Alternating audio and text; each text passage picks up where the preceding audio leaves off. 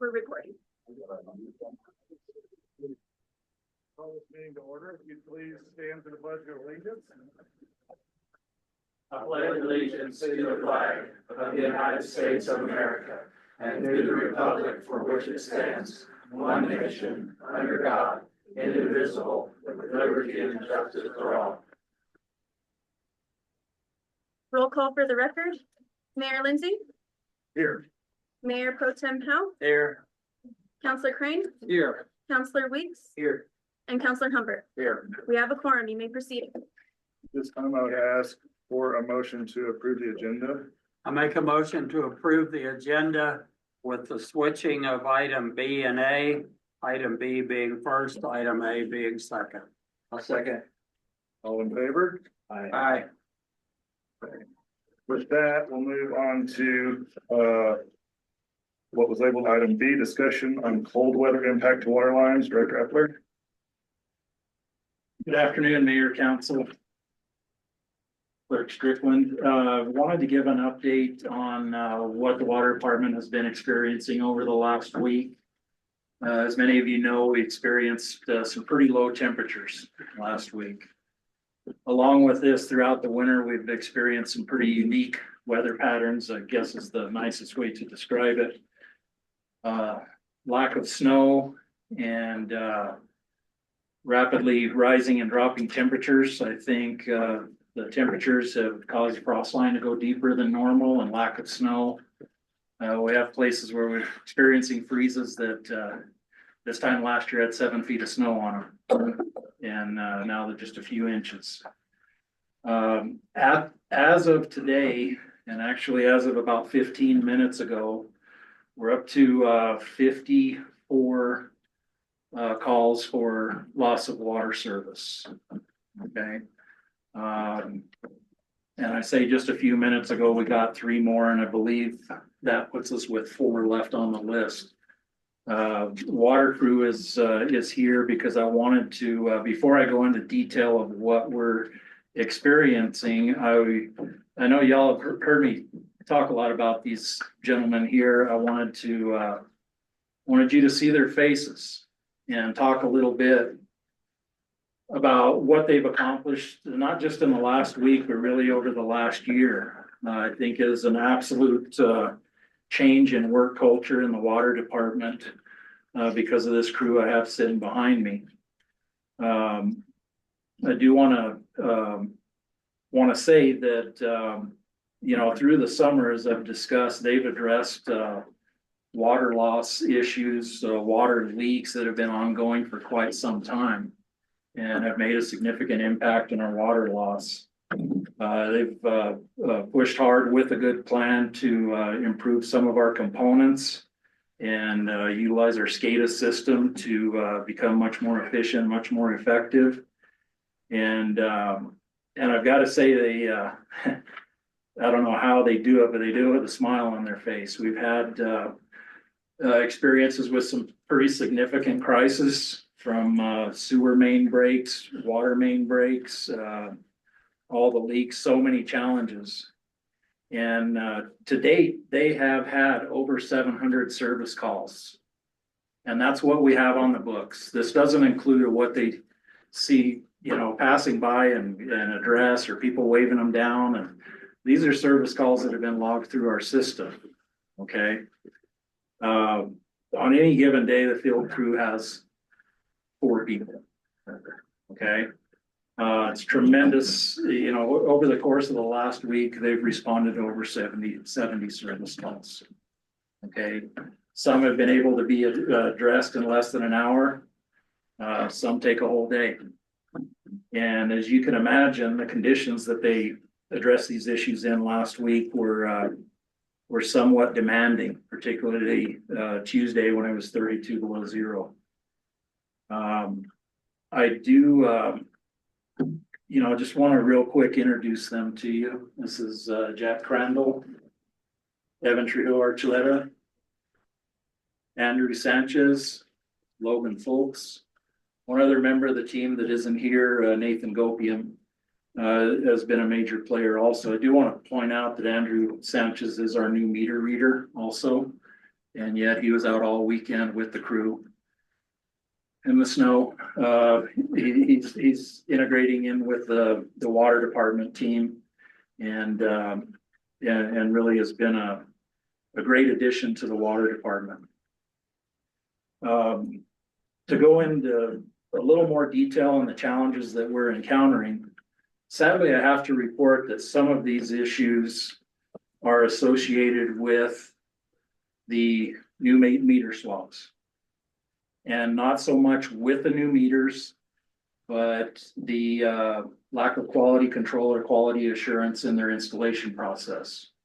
Should be known that we found different scenarios where once the new meter was replaced, the meter setter was not placed down in the can.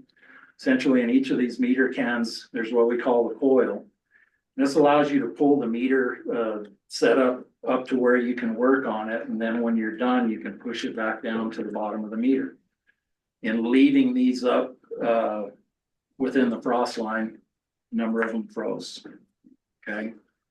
There's also some issues with how insulation was reinstalled.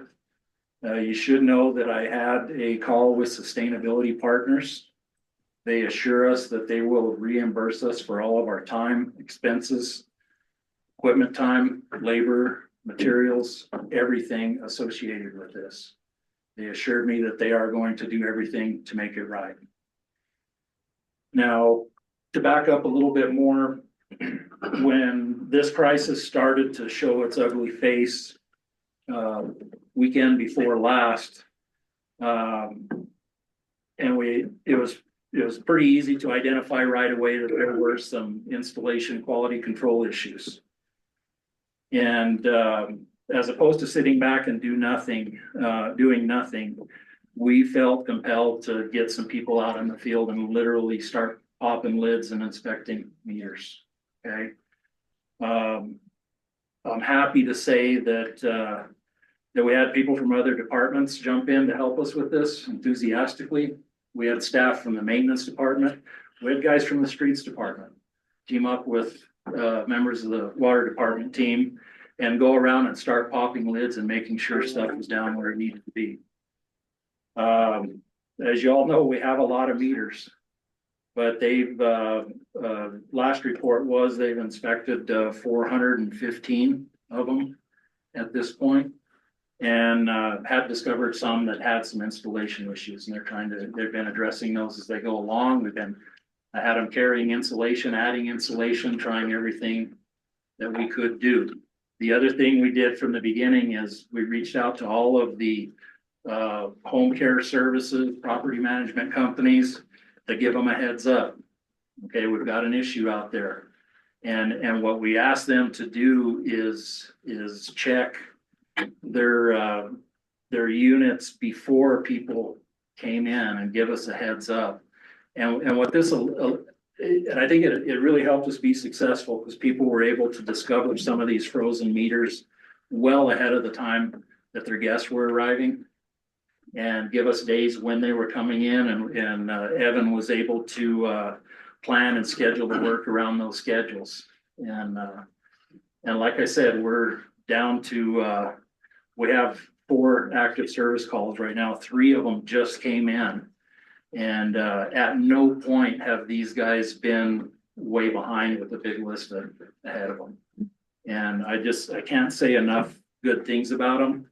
Evan is our field supervisor and has just got a great team around him. And on behalf of all the citizens, I just want to say thank you, guys. Thank you.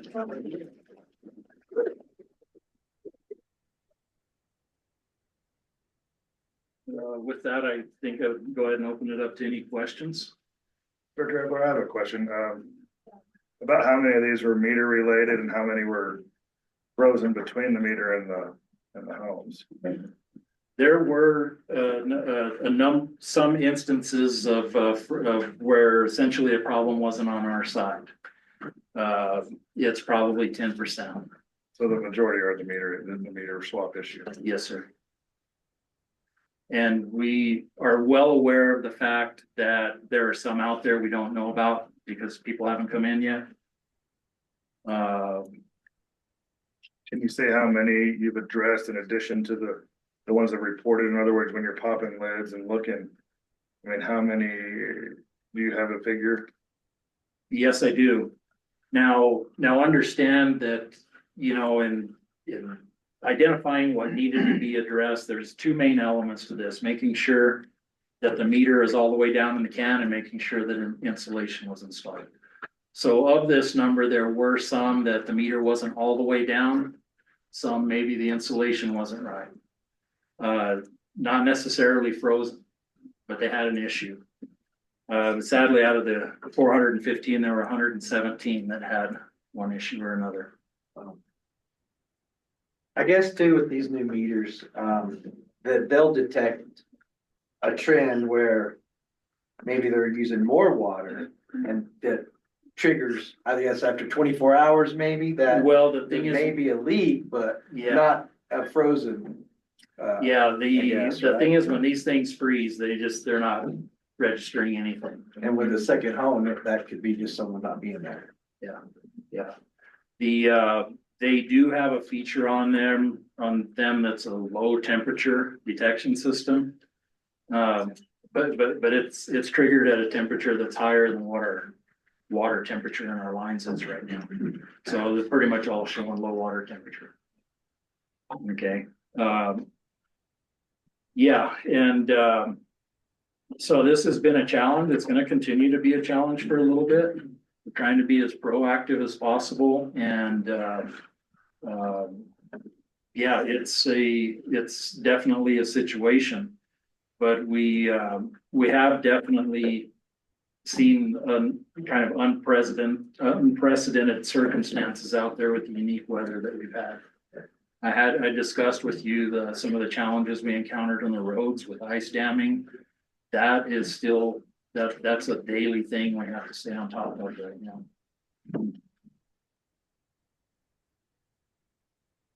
Thank you for coming in this afternoon, and thank you, gentlemen, for everything that you do. I know you have made a lot of progress over just the last year, and I know there's a lot more to do, and I have every confidence that you'll be able to handle it. Need to make sure Logan gets a hat on his way out. Thank you, guys. Thanks, guys. Thanks. All right, we'll now move on to what was formerly item A. Discussion on geo bond capacity. Apologize, Manager Weir is ill today, so he wasn't able to make it. I believe, is this Eric? This is it. Eric, Eric, are you gonna be presenting again this afternoon? Yes, hi, good afternoon, everyone. And so I think that what Mr. Weir wanted to do was a follow-up to the discussion that we had at your last council meeting, which we went over several sort of scenarios. So just as kind of as a refresh to the discussion that we had at your prior council meeting. So back in so voters have authorized the issuance of up to 1.8 million. That there before the council this evening. There will be an ordinance to issue that 1.8 million that has already been authorized by voters to be placed through the New Mexico Finance Authority. Will be coming back to the council for a second and final reading in the February timeframe. But I think specifically to what Mr. Weir wanted to talk about and address was the potential to add additional geo bond authorization and the discussion of various impacts to adding additional authorization. So we had run a scenario that maintained the village's existing tax rate, which right now the city's tax rate to service its general obligation bonds is $4.21. We estimate that the village can go back to voters in 2027 in the amount of $5.5 million and continue to maintain that rate with an additional $5.5 million 4 years later in 2031. We did look at potentially going back to voters as early as this year, and what was the tax impact to that. We estimated that the village could go to voters as early as this year and ask for approximately $6.75 million. That would bring the village up to about 75% bonded to capacity. It would result in a tax rate increase, though. That tax rate would be right around $2.05. To sort of translate that into the impact to a homeowner for a $600,000 home, the annual property tax impact would be about $410.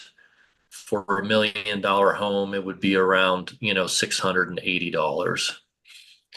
We also looked at taking the village up to effectively 100% bonding capacity. And what would that impact look like? That would allow the village to go to voters and ask the voters for authorization in the amount of approximately $9.5 million. The increase associated with that would be around $3.80 for a $600,000 home. That tax impact would be about $760 a year.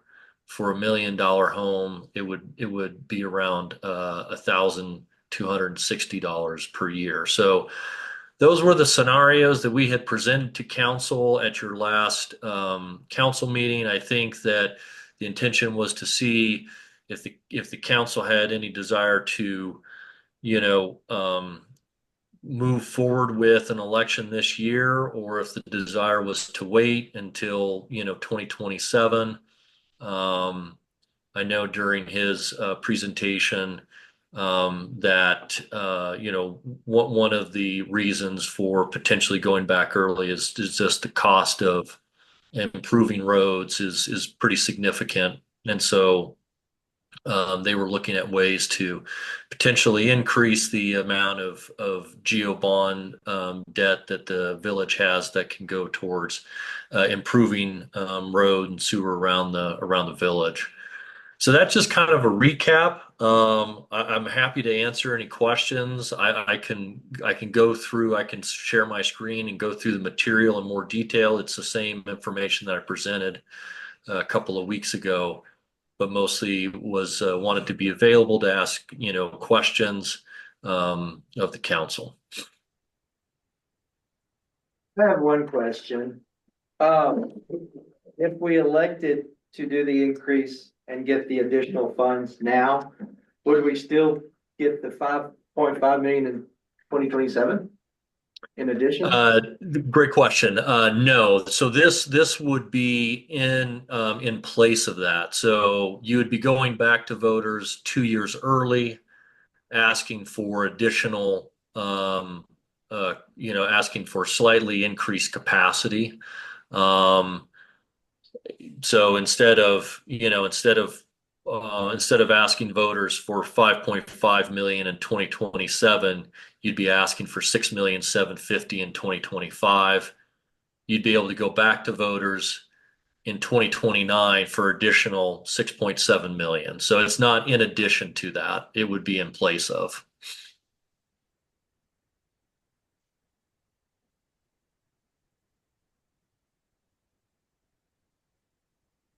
Any other questions right now? No, I have a comment. Yes, sir. I would certainly be in favor of the 75% with the current election. And of course, this will be Lewis on the council agenda as well. I'm in favor of quite frankly, I wouldn't say for selfish reasons, but because we have such a good team in place, good public works director, project superintendent with Rocky Lira, my term will be ending in 27, I believe. Is that right? I'd like to spend as much of it as possible.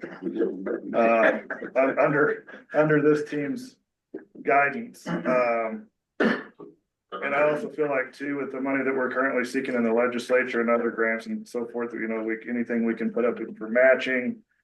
Any engineering work that we can get done with this money to help secure other funds, I think is incredible. And so just the effort we put forth over the last year and are currently putting forth right now.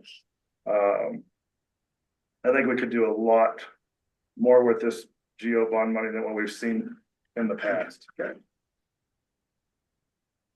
What's the increase at the 75% tax increase? 204, 205. $2 and a nickel. I mean, it's real impact on the taxpayer, and so I feel like we would obviously have to give them something for that, but.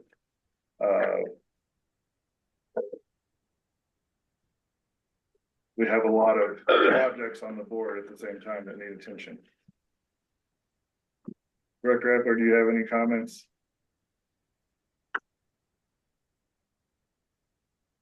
Well, good afternoon again. Well, I think you hit the nail on the head with projects that we have. I guess you could say on the books at this point and what we're envisioning moving forward with.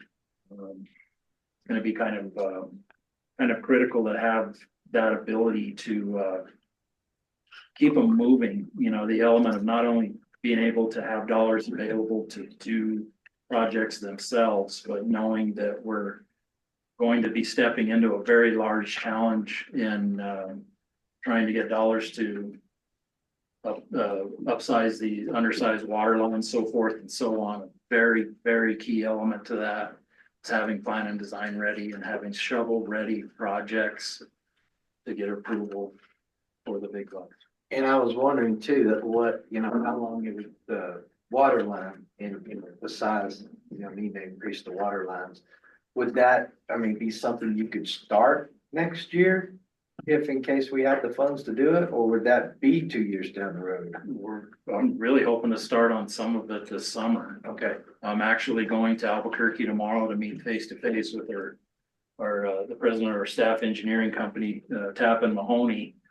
I've got plans just to scan 1973 version when the stuff was installed. I'm gonna get with him face to face and talk about all of the projects that we have and do everything we can to push forward to make sure that our affordable housing, workforce housing, our Allen Fields project, and our project moving forward with upsizing the water lines, get as much of it ready as we can to hit the ground running come spring. When the snow Sooner than later. Hopefully we get some tomorrow. Yeah, it's looking good. Thank you, sir. Any other questions or comments at this time? Thank you, Eric. I appreciate you coming, calling back in this afternoon. Sure, absolutely. Okay. Moving on to item C. Discussion to proceed with the night skies ordinance. Skyzer. How hard it is to breathe. So that I can be understood, do I have permission? I tested negative for COVID. I've never run a fever, but I just wanted to be respectful of everybody. But I think we've got a good distance here. Sure. You can breathe. Okay. Good afternoon, Mayor, Councilman. Thank you again. Since the Night Sky Committee last attended the Village Council meeting 2 weeks ago, the committee discussed among themselves and revised the provisions of the proposed ordinance, taking into account the comments that we received at that meeting. And also we held a committee meeting open to the public on January 23rd, and with suggestions from the public at that time, we further modified it.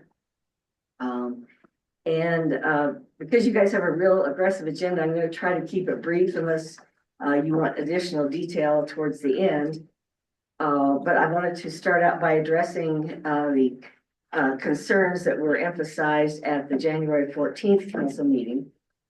First of all, our latest revision, which would be in your packet, it eliminates any references to indoor lighting or indoor fixtures. So that's no longer a part of our proposed ordinance. We also eliminated any references to the sundown curfew. In paragraph big C little a, we removed the provision that a short-term rental property must submit a line of plan and apply for compliance review prior to receiving a permit. And in paragraph big E little b, no, sorry, big, yeah. And then we changed the transition period for residents for non-conforming residential lighting to 5 years. So I think those were the kind of the 4 major points that were concerned at that meeting. Also, there were concerns about enforcement. So as to not be overreaching, we've added new words that parallels the existing provision that violations, and we found the wording in Title 12-1-6 that violations are to be managed by the code administrator or designee. So in that code that does exist, we've kind of paralleled the wording there that violations are to be managed by a code administrator or the village designee. And in section 4-5-11, for violations of chapter 5 of the code, which is the clean door provision, we took the penalties from that provision and kind of mimicked it. For a first offense is $50, a second offense is $100, and $200 for a third and subsequent offenses. And that's for any residential violations.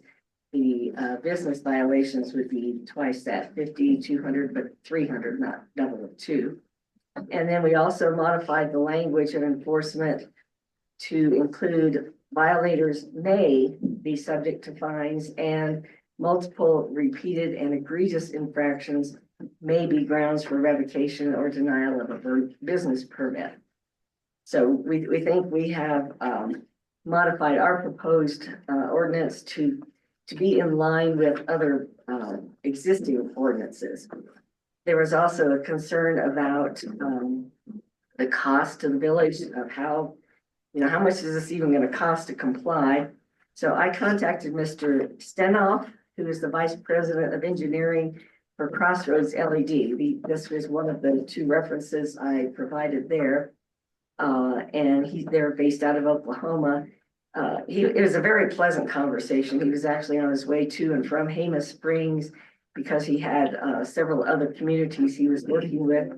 He said their company is very familiar already with Angel Fire because they provide services for Eagle Nest.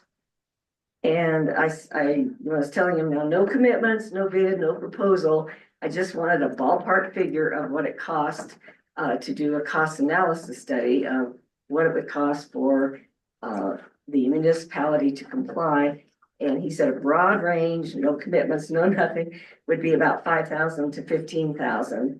And he said this would include an analysis of municipal lighting, major businesses, and condo associations.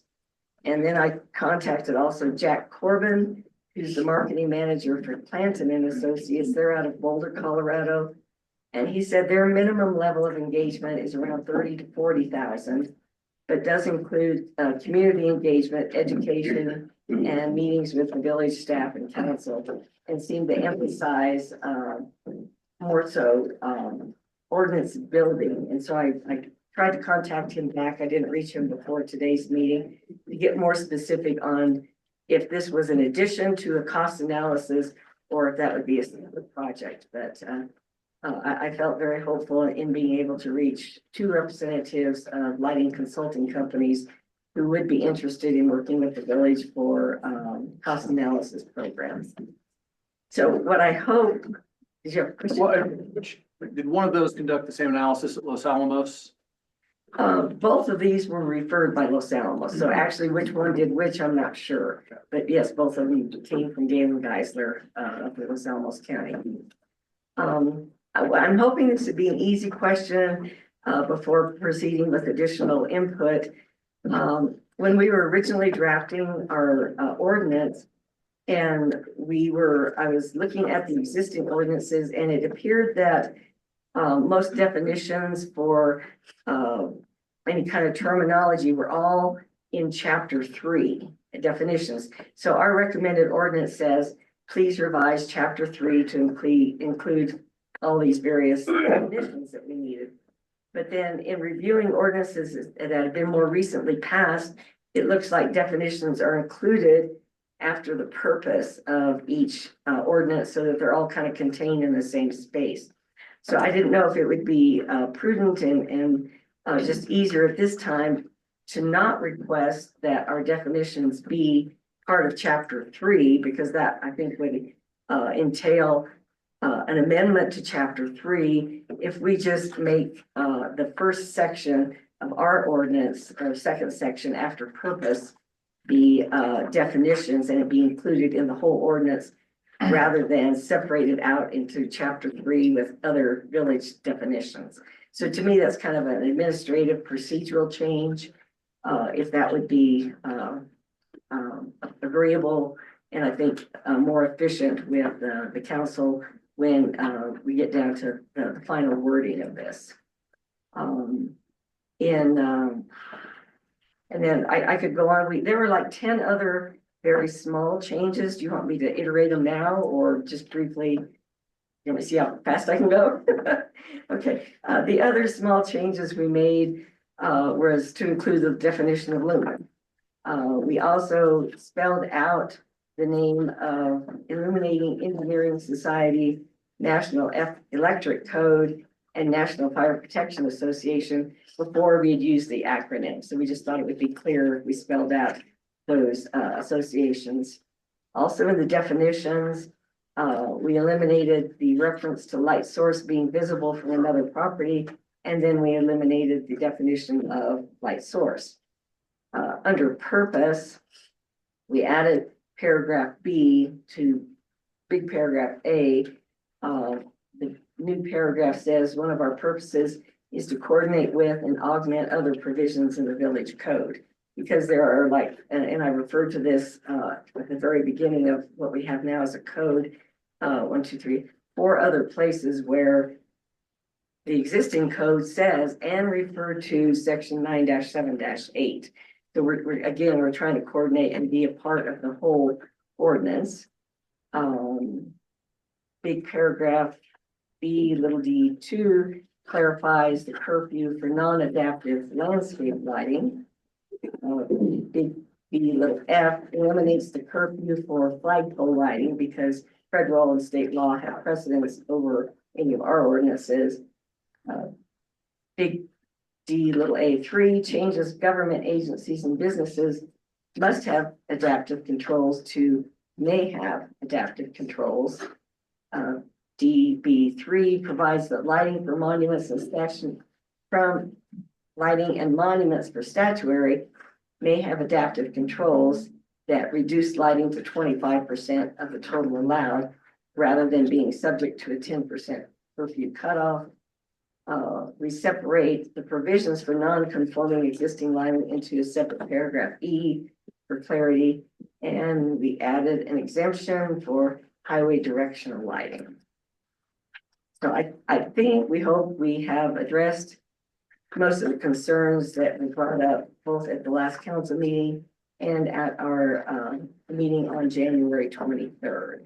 And then like I said, I've been in contact with 2 lighting consulting companies who are interested in working with the village and have given me rough ballpark figures for what their cost would be to do the cost analysis study.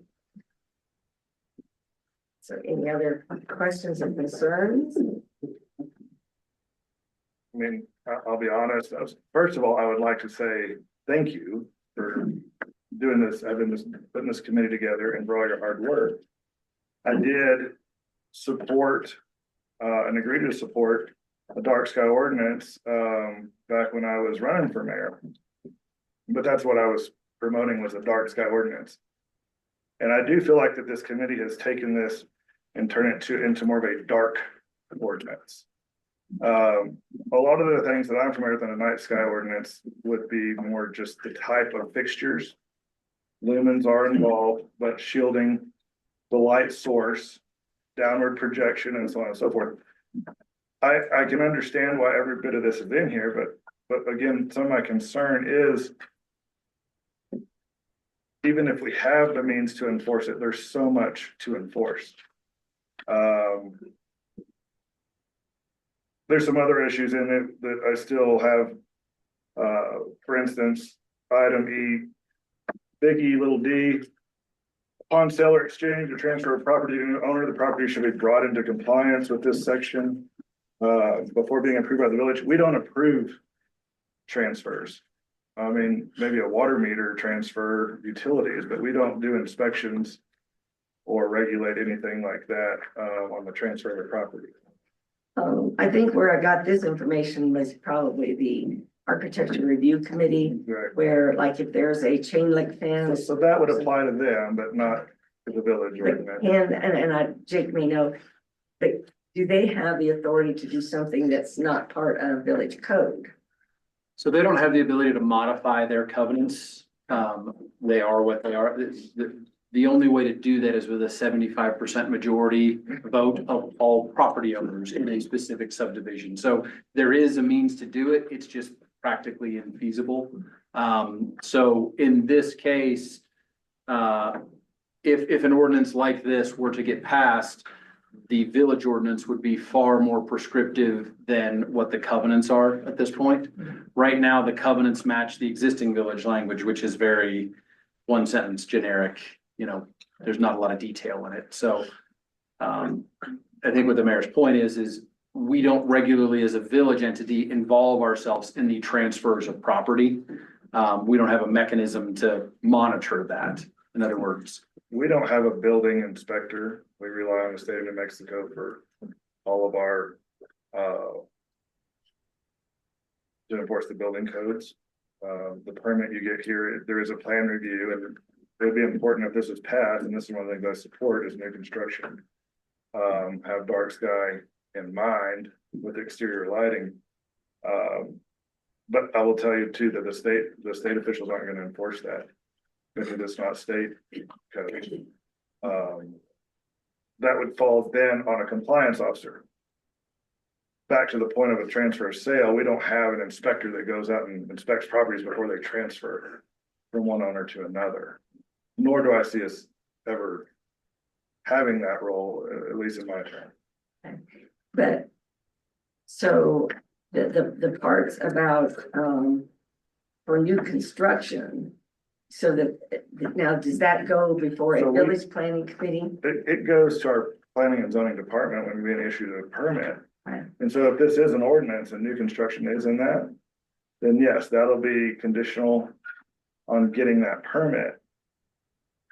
You can go build whatever you want at that point, and then if it's in violation, I say whatever you want, as far as the state's concerned, because we don't have an inspector then that goes out to make sure that you built what you said you're gonna build. That would fall on a compliance officer later. So again, it would be just like any other nuisance complaint, it would be treated the same. I do think it's important though to transition to a dark sky community. I value the night sky, and again, I think you misread my email that I wasn't targeting certain lights, but have identified and used them as examples. And one is, for instance, the car wash. That light is, it's just obnoxious. I don't know how else to say it. The same with our fire stations, especially fire station number 2. I drive past it on my way home at night. I don't think that that's attractive, and it's just flat light pollution.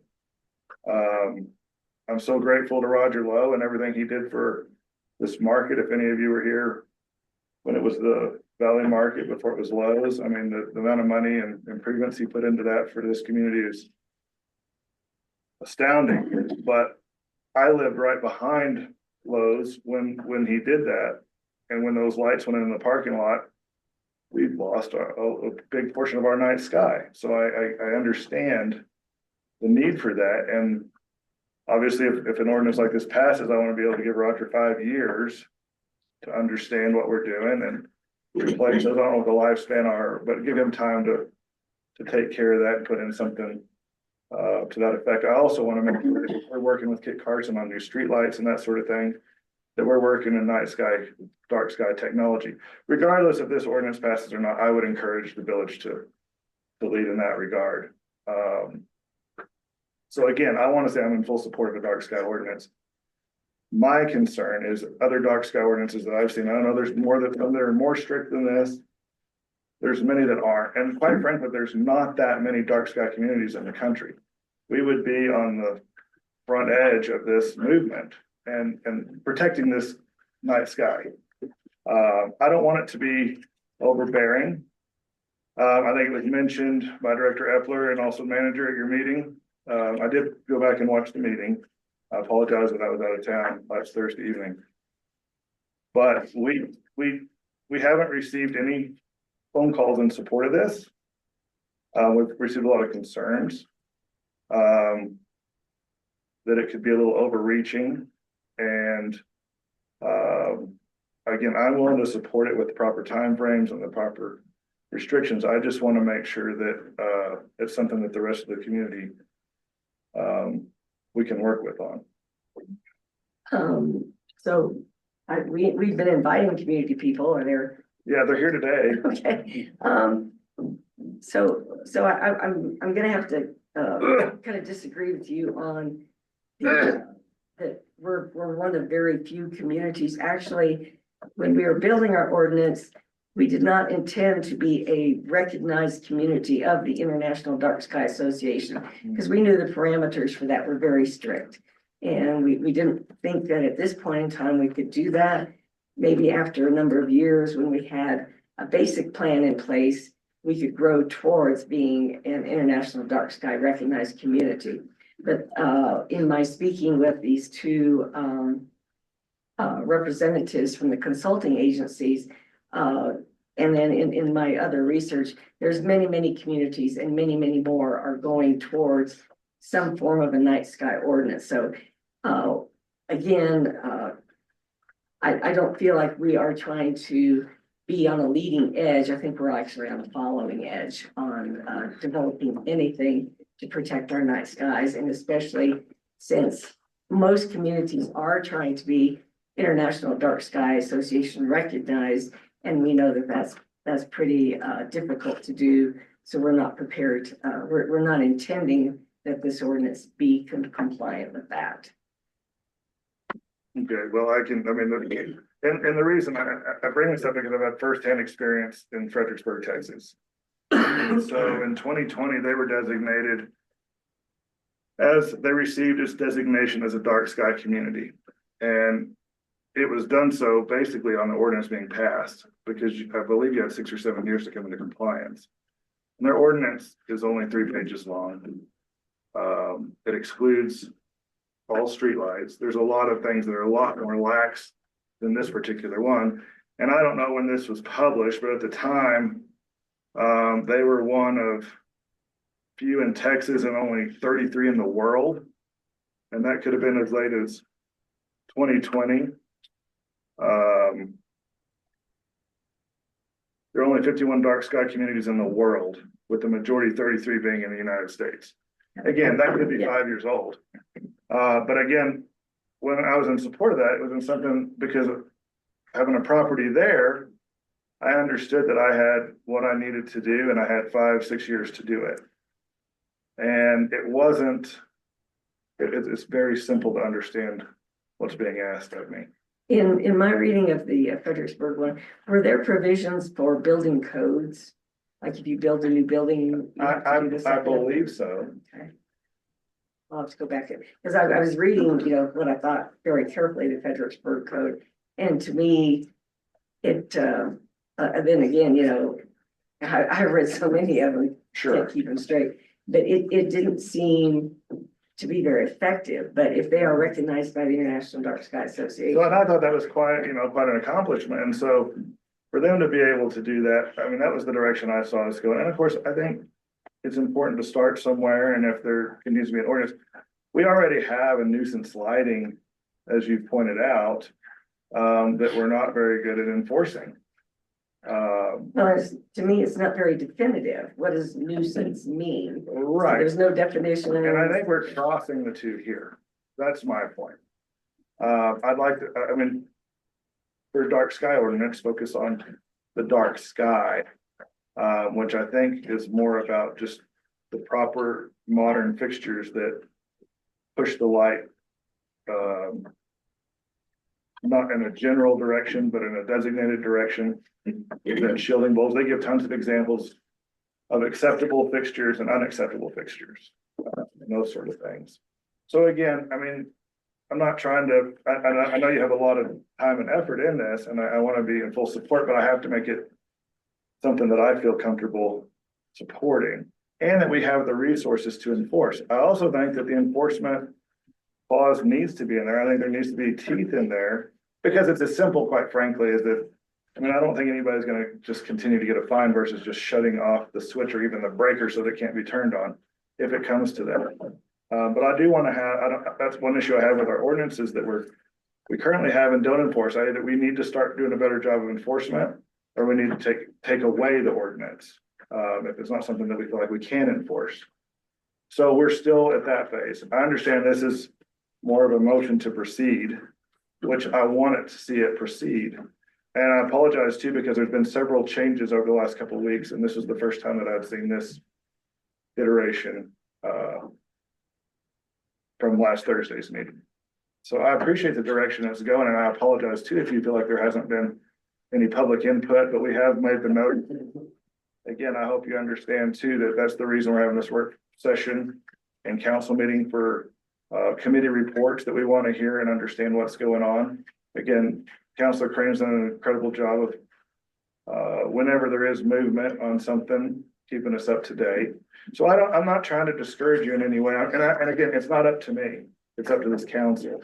But I just wanted you to understand, personally, face to face, my concerns with it. And I thought I laid some of that out in that email. It wasn't, that I did in response to your email last week.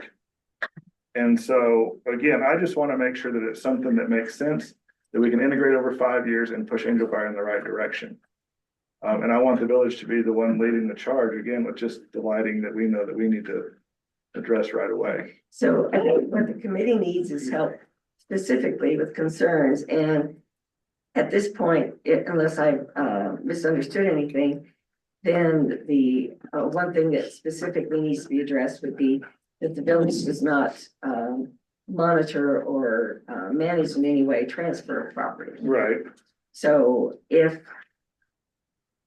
without a village provision, again, and again, I think my knowledge goes back to the architecture review committee, where if there's a chain link fence or something, then they have the ability to ask the property owners to come into compliance. Sure. So, but then the architectural review committee, without a village ordinance or the impossible getting the property owners to change, then we would need to eliminate that part. Is that correct? So again, we have to be cautious. This body doesn't have anything to do with our architectural control committee. That's a HOA. We're village-wide, although the majority of the properties in the resort are in HOA. or in Angel Fire in the resort. So not to conflate or compare the two, but yes, we have the ability to create that ordinance and look to enforce that ordinance. The architectural control committee, from what I understand after years of serving on that committee, can't add or take away from the covenants without a huge majority of the membership voting. And quite frankly, we have never been able to get anywhere near that kind of response. So those covenants are what they are. So to update it with the dark sky ordinance. Yeah, I see.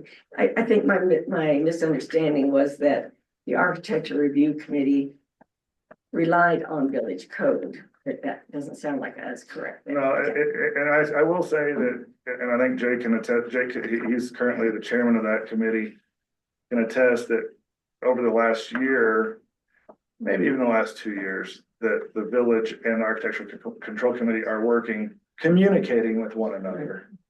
But we're not in place. Our code compliance officer and our police chief isn't here to enforce their Right. rules and ours. When they overlap, that's one thing. But yeah, we can't enforce their restrictions and they can't enforce ours. So if that paragraph were eliminated, are there any other? I mean, it seems to me, and I'm again interpreting that there's a hesitation on the overall, but not information on specifics, where we're trying to be more specific than what exists and tie in. I understand and I appreciate the detail. I truly do. Well, to us, without the detail, then we're back to where we are. Well, I think it just comes down to lighting, and I think it comes down to what's an acceptable source of lighting and what isn't.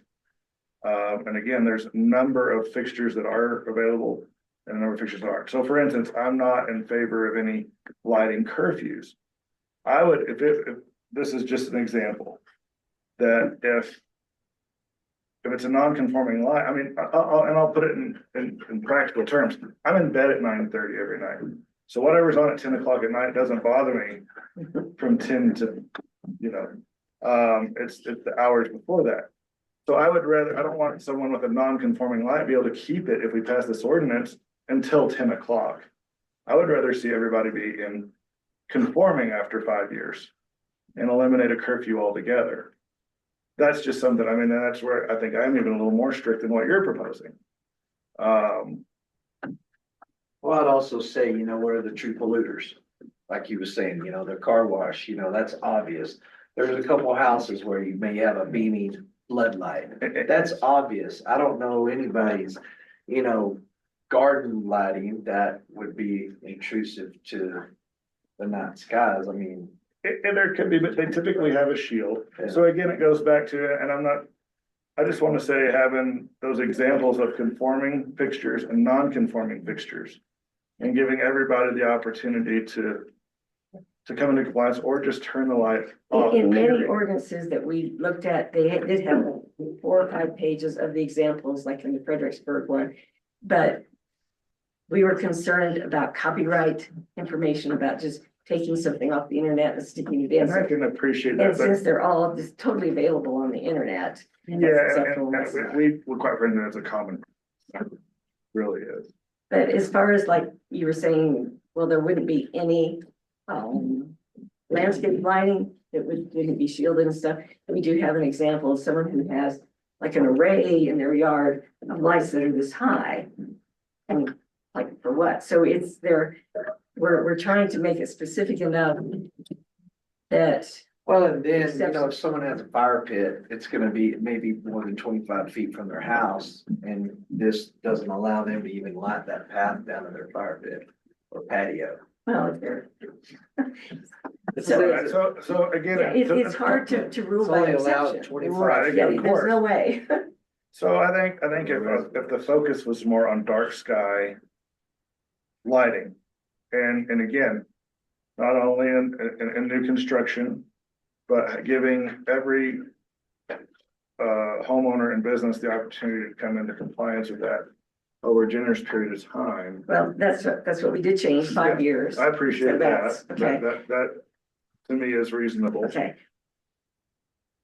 That's the other thing I was gonna say. Again, trying to administer something by exception, so that's why we have the problem.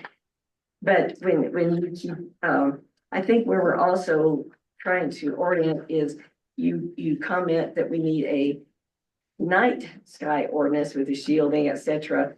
But there's more effects and ramifications of lighting than just up. There's the. But I thought we were sidewalk lighting. looking specifically at dark sky. That's what I thought the focus of this committee was. And protecting the night sky. And so that's where, again, I think we're crossing over into a lighting nuisance ordinance versus a dark sky ordinance. So I would agree, yes, we're talking about light nuisance as well, yes. Right. And so you're asking us to not address light nuisance?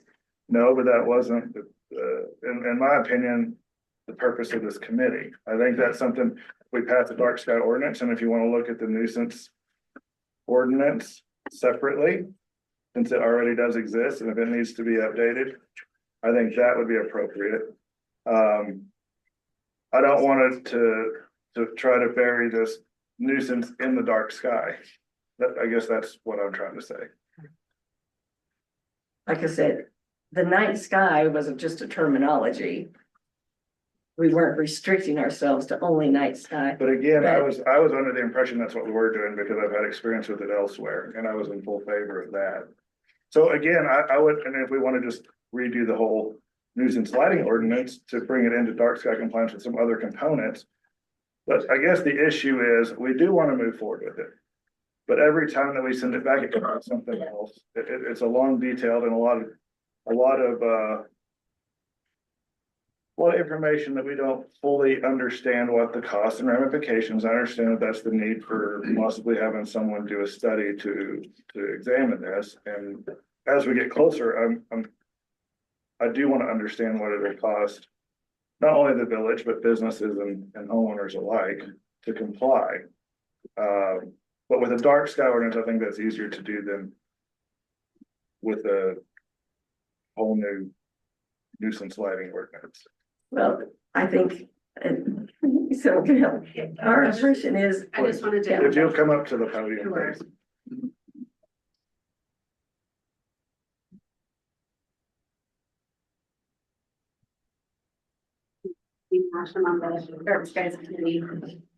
We do have a definition for what shielded lighting is in there. We do have a definition for what type of lighting is okay. We have the maximum lumens per light bulb, so it is about diminishing the amount of light pollution that we have.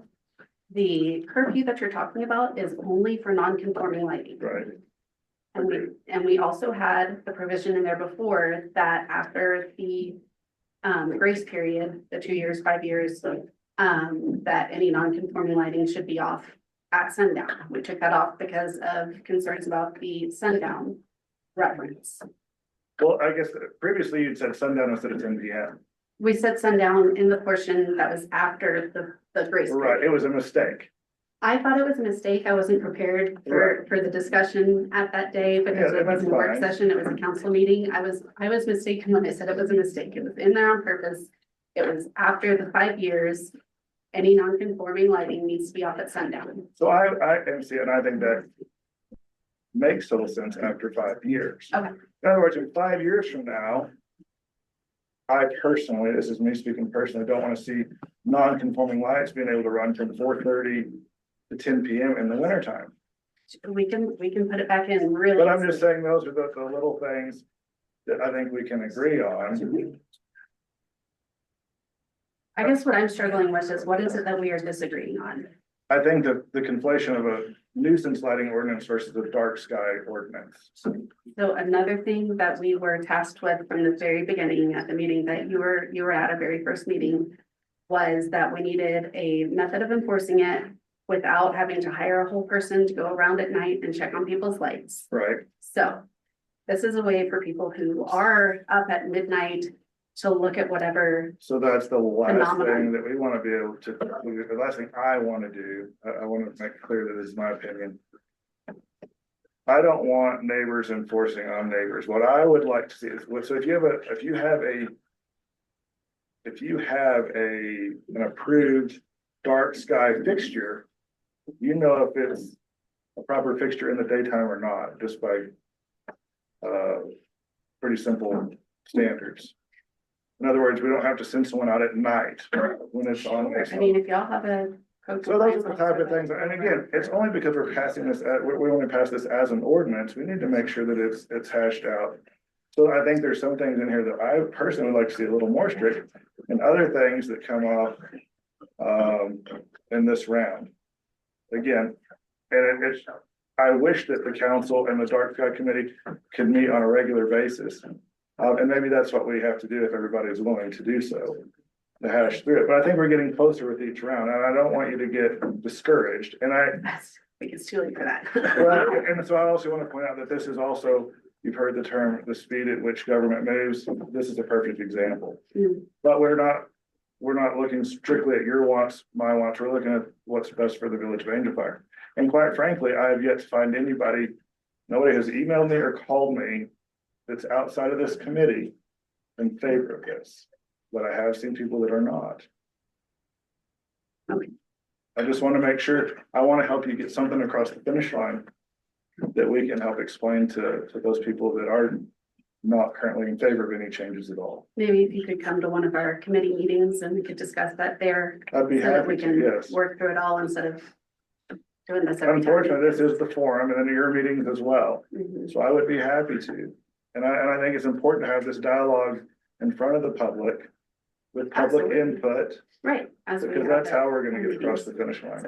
Okay, So I apologize for getting discouraged and I want to do everything I can to help you stay motivated to get something done here. thank you. Thank you. So, Mr. Mayor, Yes, sir. I also want to commend the committee for everything they've done. I know this has been an arduous task, but we are getting closer. We will eventually get there. Depending on how this comes out from the detail side and the nuisance side, I do have recommendations on two things on the detail side I'd like to bring up. Big paragraph C, E, F, and G, and I'll read those for the audience. Paragraph F, any plan submitted to the Village of Angel Fire within 90 days prior to the adoption of this new section 9-7-8 are required to be resubmitted and show compliance before proceeding with the construction or receiving final approval. Paragraph G, any projects approved by the village for which electrical work has not commenced shall resubmit plans to show compliance before proceeding with construction. I would suggest eliminating those two paragraphs if this continues on the detail side as it is. And I have to agree with Councilor Allen. Quite frankly, I think our attorneys would have nixed that right away as well. Once we do get it to our attorneys to review, but he's made an excellent point that really anything submitted previous to an ordinance change is grandfathered in with what under conditions that the permit was issued. So that's an excellent point. And so I think it's gonna take a little more work, but I truly believe that we're gonna get there. Attila, I believe you wanted to. Thank you, say Mayor. something.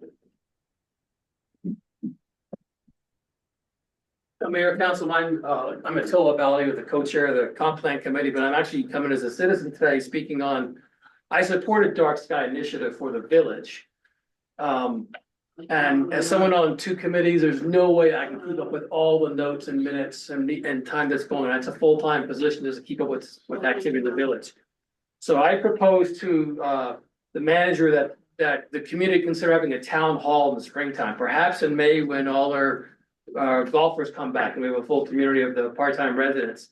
That town hall could have an opportunity for every committee to have a table in order to share what's going on. And for example, the Night Sky Committee could share the ordinance and the key parts of it and get community feedback at an event like that. I also think, and maybe I'm mistaken, if there is an education component to that, consider a homeowner's guide to Angel Fire and start with letting people know what kind of lighting is appropriate. What are the problems? You could do that for streets and roads and driveways and wetlands. You could do a whole town, a homeowner's guide. So a couple of ideas to think about. But I would encourage council to hold off on this ordinance so there's a good community feedback loop, and maybe a town hall might be an opportunity for that. Thank you. So I would suggest if council has specific things that they'd like addressed in this ordinance, that those somehow, some way be communicated to the committee. Don't make them guess at it. Don't make them keep coming back and asking for it. Give them your notes, give them your revisions. The other thing is if we have businesses that are not going to respond to this until it's at the 11th hour, that be considered. That if this is just going to find another delay, eventually committee members are going to get frustrated. Understood. So if there's time for debate and input, the time is either now at one of these work sessions or a committee meeting, or release the committee and let them go about their business. Gary? Yes, sir. Mr. Mayor and Village Council. My name is Gary Zentera. I'm, as you probably already know, but for the public, I can say I'm also on the Dark Sky Ordinance Committee. And I've lived here for 15 years, not as a resident, but right outside the city, the village limits. And I've seen every year the light dome grow over Angel Fire. And what happens is someone puts something in their yard, another person puts a spotlight that's shining up, or that's not shining properly, or is very bright, like a Klieg light. There are some like that. And by themselves, they don't cause that much of a problem, but in aggregate, they do. And Mr. Mayor, you were talking about nuisance lighting and also dark sky lighting. They are intertwined. You can't say, well, there's nuisance lighting over here and there's dark sky provisions over here. I agree. They have to be intertwined. Well, You can't say, well, we can't bother with that. We gotta take care of the dark sky first. It's not possible. Well, would you argue that if everyone was in compliance with dark sky compliant fixtures, it would reduce that light dome dramatically? It certainly would. Okay, I think that's something we can agree. Yes. But I'd also like to add that we did think that we did get all the input we asked for. And at this meeting, we seem to get more information that we were unaware of in the past. And that's kind of grinds on us because we did solicit this information from you before we came up with our latest revisions. And none of that was mentioned. So that's what makes it kind of tough on us as a committee.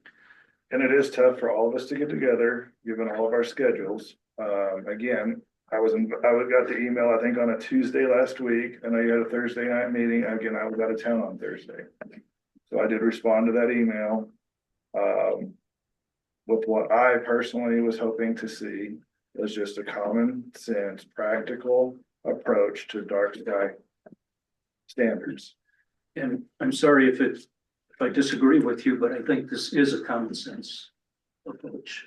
And as far as public input is concerned, a lot of times a new ordinance like this doesn't get any public input until it's Trust me.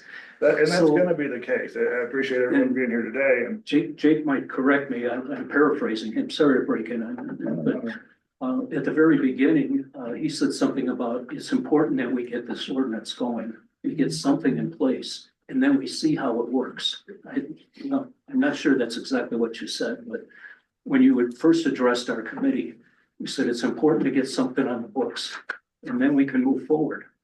But if we keep having discussions and concerns and nothing gets done, then the light dome continues to grow. The sense of urgency there is we build about 30 homes a year. Right now, there is no code, no ordinance, no anything that they are required to be in compliance with that has any enforcement mechanism. So the longer we continue to debate this, the more starts are gonna come out and the more homes that are then gonna have that 5-year time to compliance. And that's So- exactly my concern. Understood. And I know 5 years sounds like a long time. But I think, I'm in full support of a 5-year term for people to come into compliance with the dark sky ordinance, once that is ultimately passed. And it may have, I mean, again, it's not up to me, it's up to this body. But I have just been vocal in the last several meetings. And I don't want to write the ordinance for you. I mean, that's the purpose of the dark sky committee. This will still be coming up for a vote in the council meeting as written. And so it'll be up to the council to determine how we proceed. Okay. Well, thank you. Appreciate you hearing my concerns. Thank you. So is there anyone else that wants to speak before I jump in again? So if I understood correctly, you were saying maybe we should get together in a small group more often. So what would be the process to do that? I mean, again, I think one of your committee meetings, yes, I will commit. I mean, if we have a date that we can all agree on, I will be there. And we can work through it there. I can, in this meantime, I can email you some, I mean, you're much more familiar with all the different dark sky ordinances. And like I said, I know that some are basic and some go to. Oh, some are 35 pages. Exactly. So, I think I can help you understand more, I guess, what I'm personally looking for. I would hope that the council could. One thing we can't be on is a group email. We can't be discussing this reply all, but individually with the committee. So- And you have to be cautious with the same thing with your committee. But one-on-one, and I know that's not the most efficient way to get there, and that's part of the reason why we're here today. But I do want to make an effort on my part. Any two of us can be at one of your committee meetings at any time without a notice of quorum. Understand that you've been putting a notice of quorum, a possible notice of quorum on your agendas, and I think that's a wise move, and we should probably even look at doing that on all of our committee member meetings so that the counselors and myself feel more free to attend. But it is something that we have to be cautious of. So that was gonna be one of my questions. So when we put that public notice, there's a potential for quorum. Would that allow more than 2 council? Yes, in that case, it could. Now, what we can't have is discussion amongst ourselves when we can't make any decisions as a council, but I mean, as a committee, one-on-one input, we can certainly do.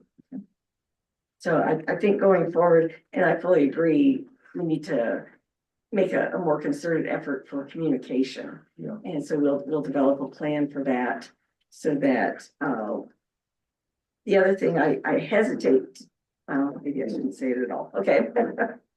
But again, I can't thank you enough, really, all of our volunteers, but you specifically, Shelley, and your committee for what you're doing. We're trying. And so are we. We'll get across the finish line. Okay. Unfortunately, it's how the sausage is made. I would definitely also like to have the committee look at the item B, general provision standards. D and E, addressing tree garden and landscape lighting. As well as the temporary lighting of holiday string lights and road. For the being extinguished at 10 p.m. I had searched that as well. No, I think, Shelley, I think that's what it's gonna take, and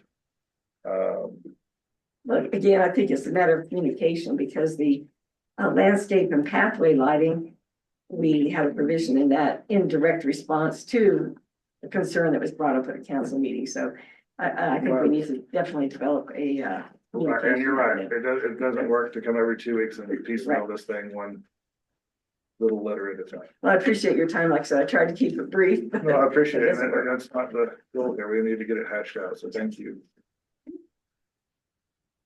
Anyone else have any further discussion or comments on the session of a night sky ordinance?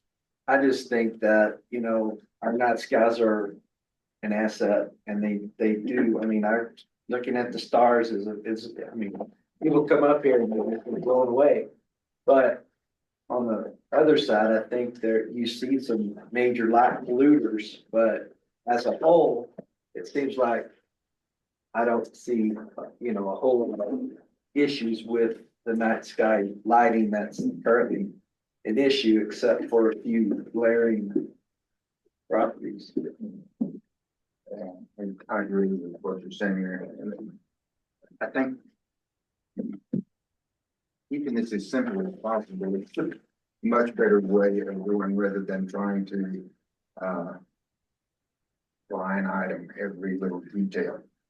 And because when we get to that, we get bogged down. Agreed. Okay, that concludes discussion on item C. Let's move on to item D, discussion of the Liberty Square design. Mr. Martinez. Thank you, Mr. Mayor, members of the council, members of the audience. Just a brief overview of how we got here today is that since the village was incorporated prior to 1998, when we incorporated a lot of this property, there was a discussion in 1988 that was kicked off again in 1997 and reaffirmed in 2008 with the comprehensive plan that were approved by the village. And in every one of those documents, there's this ongoing conversation that Angel Fire is missing a center place, a sense of like a plaza, or in Red River, the commercial corridor, the Taos Plaza. Well, in 2005, 2006, there was a really hearty conversation about the property right behind Village Hall. And in fact, in 2006, Congressman Udall, who represented northern New Mexico, personally came to Angel Fire, and delivered a check for over $250,000 to help with the infrastructure that's set behind the building. The water, the fire hydrants, the water mains, the sewer mains. And then if you remember, there was a crash in 2008. And it's hard for folks to recover immediately from that. And then there was another thing with COVID. Since that, there's a new conversation on the comprehensive plan. I'm glad everyone's here to participate and respond to the emails to come out tonight, because we really need your input on the property behind Village Hall. So there was a plan that was created in 06-08 that looked at a preliminary layout of Village Hall, of the police station, fire station. And so the company that helped design those plans in the past has come up from Albuquerque today. We actually have 2 stations that they'll walk through you with, but we really need everybody to participate and play. It's a really simple ask, even members of the council and the mayor. So we encourage you to participate, be active in it. And I'm going to introduce Ken Romick with Consensus Planning to introduce the rest of the team so we can get started on the exercise. Thank you so much. Mayor Lindsay, Council, thank you very much for the opportunity to speak with you today. If I could please pull up our presentation material so that we can present our firm qualifications and firm expertise to you all, to let you know who we are, introduce us. How would you know who I am if I'm not able to explain what the firm is that I represent and what I do? Oh, I'm sorry. Can everyone hear me? No. All right. Then I'll start speaking to everybody. I'm here as, this is a proposed agenda really quick. We hope that we can get through sort of the introductions of both Consensus Planning. My name is Ken Romick. I'm a landscape architect with Consensus Planning. And we have I've compiled a design team of formative architecture, and there are members of them also here to present their firm qualifications as well. And have a conversation about Liberty Square, its vision and its design. Let me just tell you that this is a shot in the dark in some ways. I've had a couple conversations with Greg and some of the councilmen, as well as the mayor, and I'm making some guesses about what the purpose of the Village Square is, about Liberty Square, what purpose it serves, and what its goals are primarily for. And I stand here waiting to be corrected. I stand here waiting for feedback from you all. I'm here in a very very open manner, I hope, where I'm gonna get lots of feedback from everybody here. And then we'll have an opportunity to look at these big plans that we have property behind the village offices and play with where structures should go, play with how open spaces should connect to other open spaces such as your trail. How to make it all work to serve the village of Angel Fund. Next slide, please. Who I am, this is Consensus Planning, this is our group. Ken Romick and my colleague Ashley Maxwell is back in the back. Been an integral part of the landscape architectural practice area. And we are out of Albuquerque. We have been in business since 1991 in downtown Albuquerque. We are a landscape architecture and planning firm that works on master plans, area plans, metropolitan redevelopment plans, recreation plans for communities across New Mexico, as well as for the Southwest. Landscape architecturally, we design parks, we design streetscapes, we're working on memorials. We do a lot of open space and a lot of housing development projects as well, as in terms of landscape architecture. Next slide, please. We have experience in significant urban design, including parks that have multiple phases.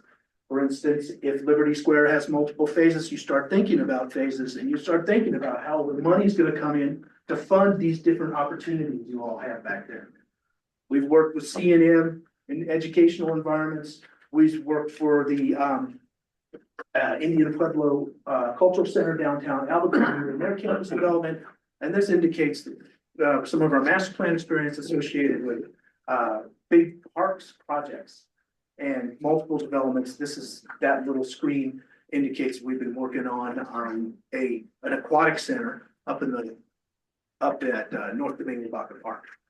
Please, next slide, please. I'll go through this fast. Chamisa Hills, it's a golf course that's going belly up. We're looking at putting housing in there and creating a retail center.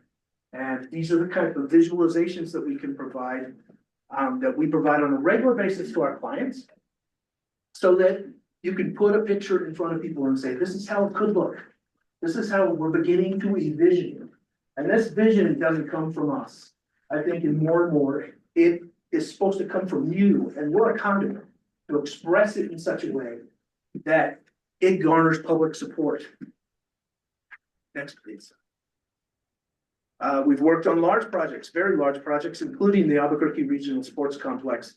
The two images on the right, the one up above is the built environment. The one below is our visualization of what that built environment could be. So we come fairly close. We come as close as possible to give you a sense of what the space could be for you and your community. Next, please. We also have been working on the International Balloon Fiesta Park in multiple phases. Been master planning it since 1994. Going through multiple phases of construction and design. We have a lot of public outreach experience with this park. A lot of landscape architectural projects. Recently, we've been working on the United Soccer Stadium and its integration into Balloon Fiesta Park. Next, please. We've also done just simple parks and visualizations, renderings associated with parks throughout Albuquerque. These are kind of what you might expect from us if we are presenting ideas to the community and the public. Maybe it goes into a legislative handout, maybe it goes any number of funding opportunities. It would find its way into an application and be representative of the vision you all have for Liberty State. Next, please.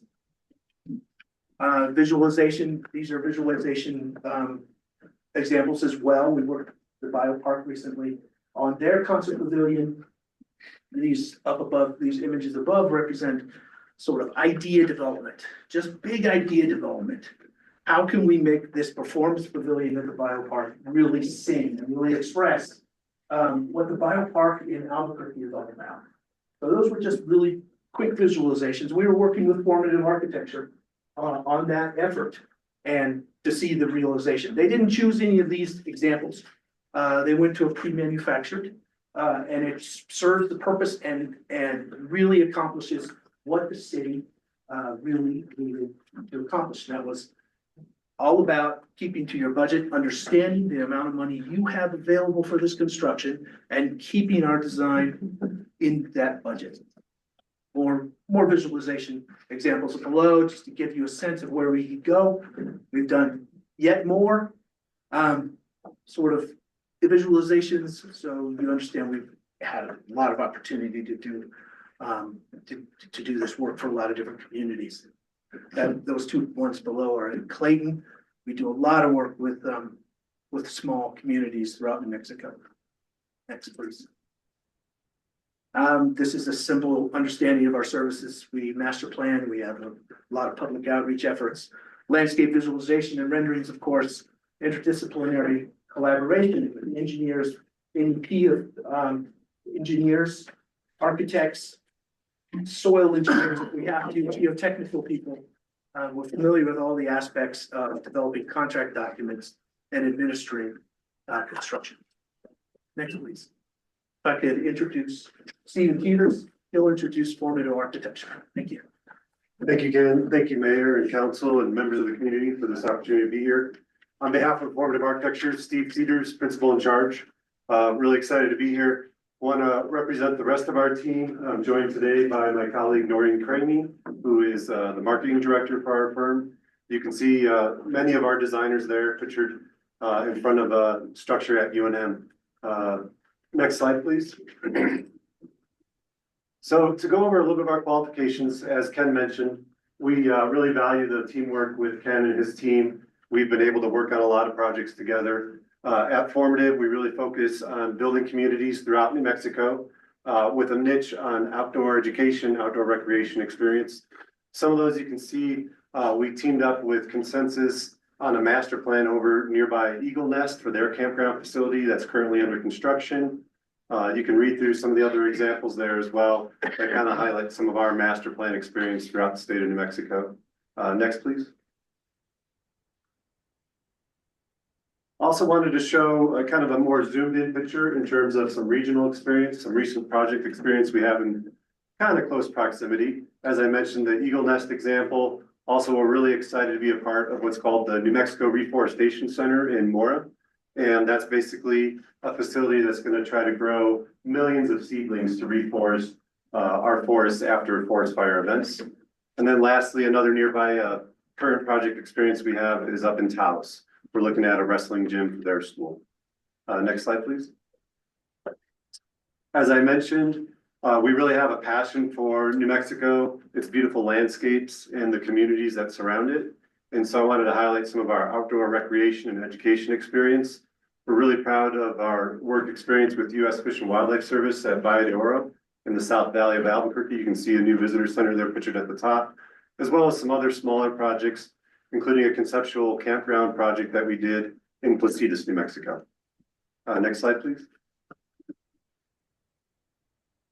Next, I wanted to highlight some of our civic experience. I understand that as part of the proposed development at Liberty Square, that's going to be a strong emphasis. And so we've had the pleasure of working around, excuse me, New Mexico with a variety of project types and communities on various sized facilities.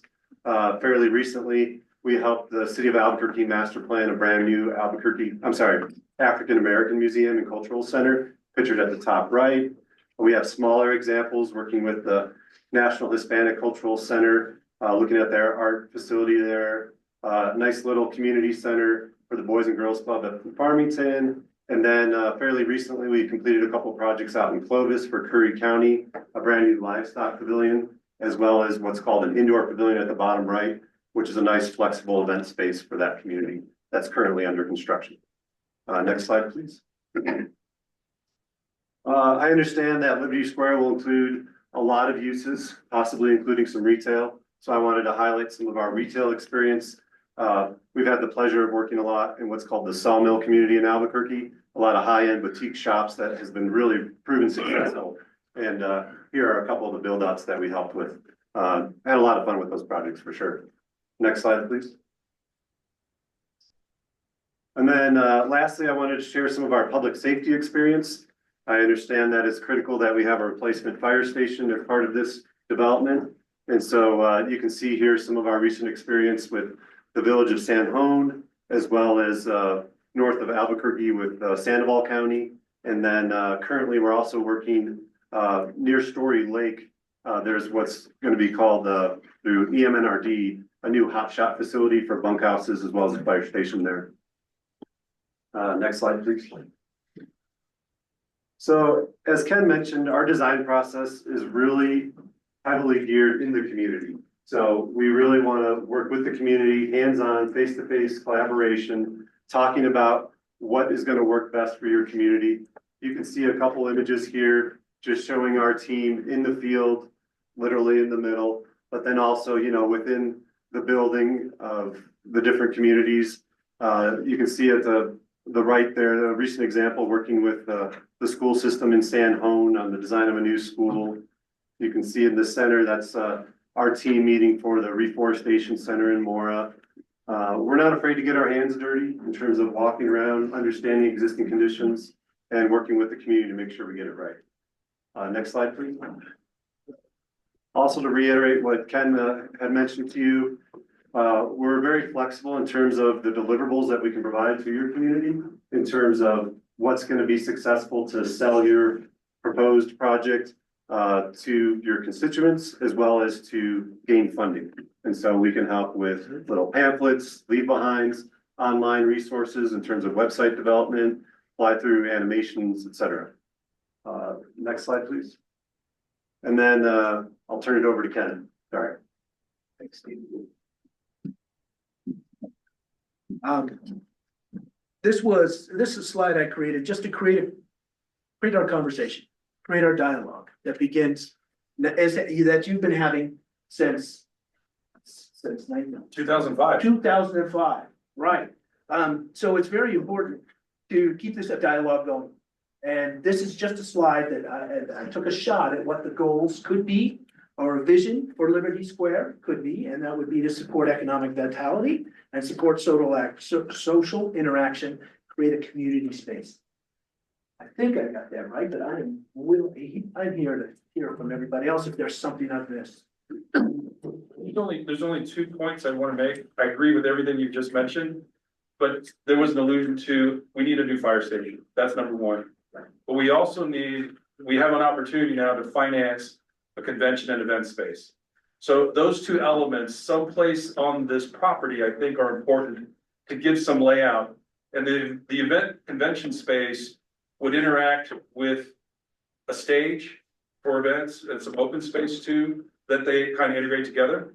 I know there's been a lot of conversations about Frank Dem Trail, your committees at Parks and Rec. I feel that should be integrated as well. But those are just my observations. At least we discuss fire station, event space, and its connectivity with the trails and everything else around it. Absolutely. And I'd like to preface the point of this presentation from my standpoint. I wanted this to be in front of the council and the community.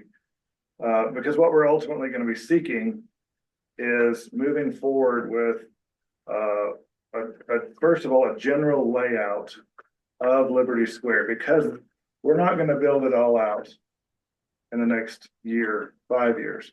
But we are currently designing a brand new fire station, which is being designed in the lot right next door to this building, which adjoins the property in the rear.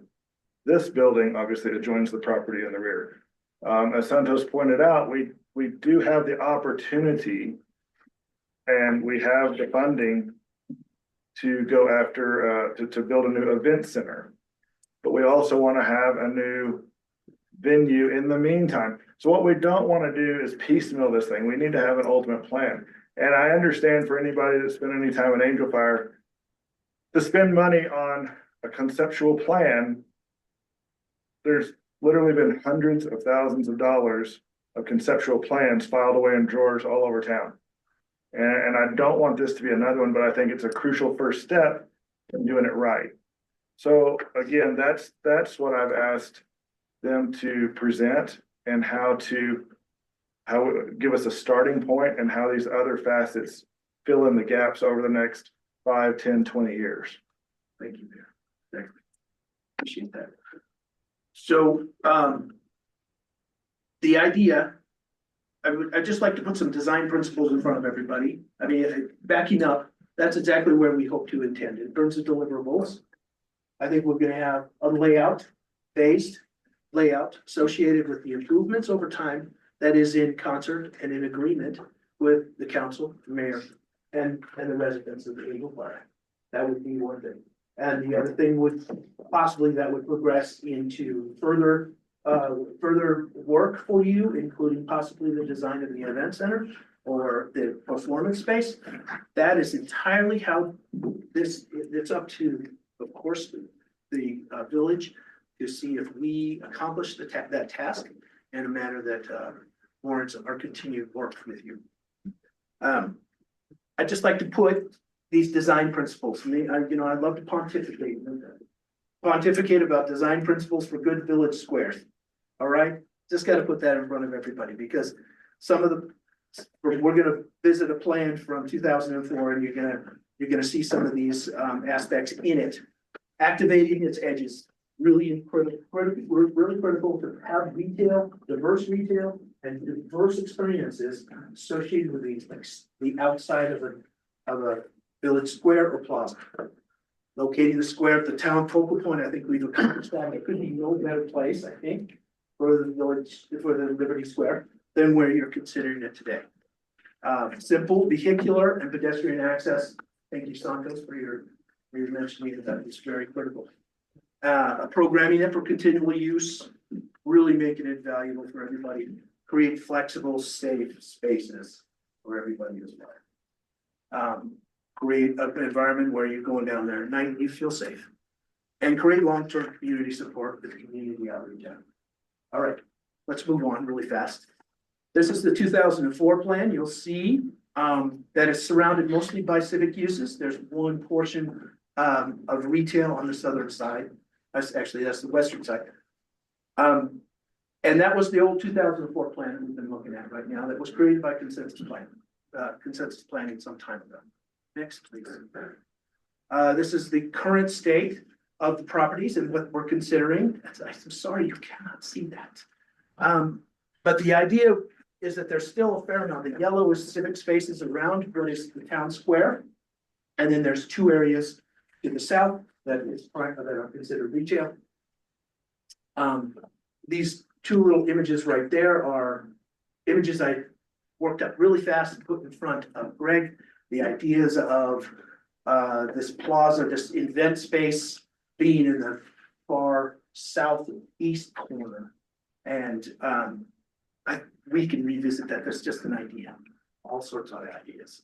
Next, please. The constraints graphic. We have a sanitary sewer line that runs along the eastern edge. Can't trespass into that. We have a lot of infrastructure we have to work with. Those are all constraints. There are also fantastic opportunities. We have great location, we have great views, and we have a connection to a fantastic existing trail system. So there's a lot of things working in our favor to make this a success square, this village square. This was just a study of plazas in New Mexico, how they work and don't work. I think that we could revisit this slide if you wish, but we know Civic Plaza downtown Albuquerque doesn't work because it's too large and it's surrounded by civic uses primarily. But then there are smaller squares that are more human scale, such as Taos, such as Santa Fe, that just a comfortable feeling, really comfortable. And they're surrounded by retail and they're surrounded by some churches and institutional uses as well as museums. So I think this could stand to be reviewed and discussed at length. And hopefully we'll have a chance to do so, but I don't want to take up too much more time.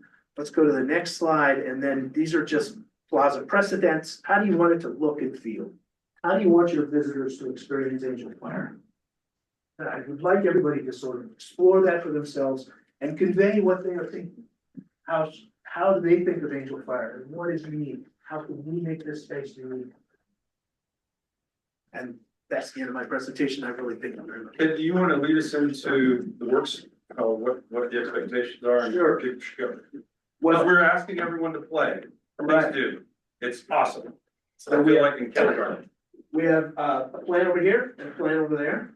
We have precedent images about architectural precedents, the look and feel of architecture, look and feel of landscape. And we'd love to have your opinions about that. We're going to be gathering opinions.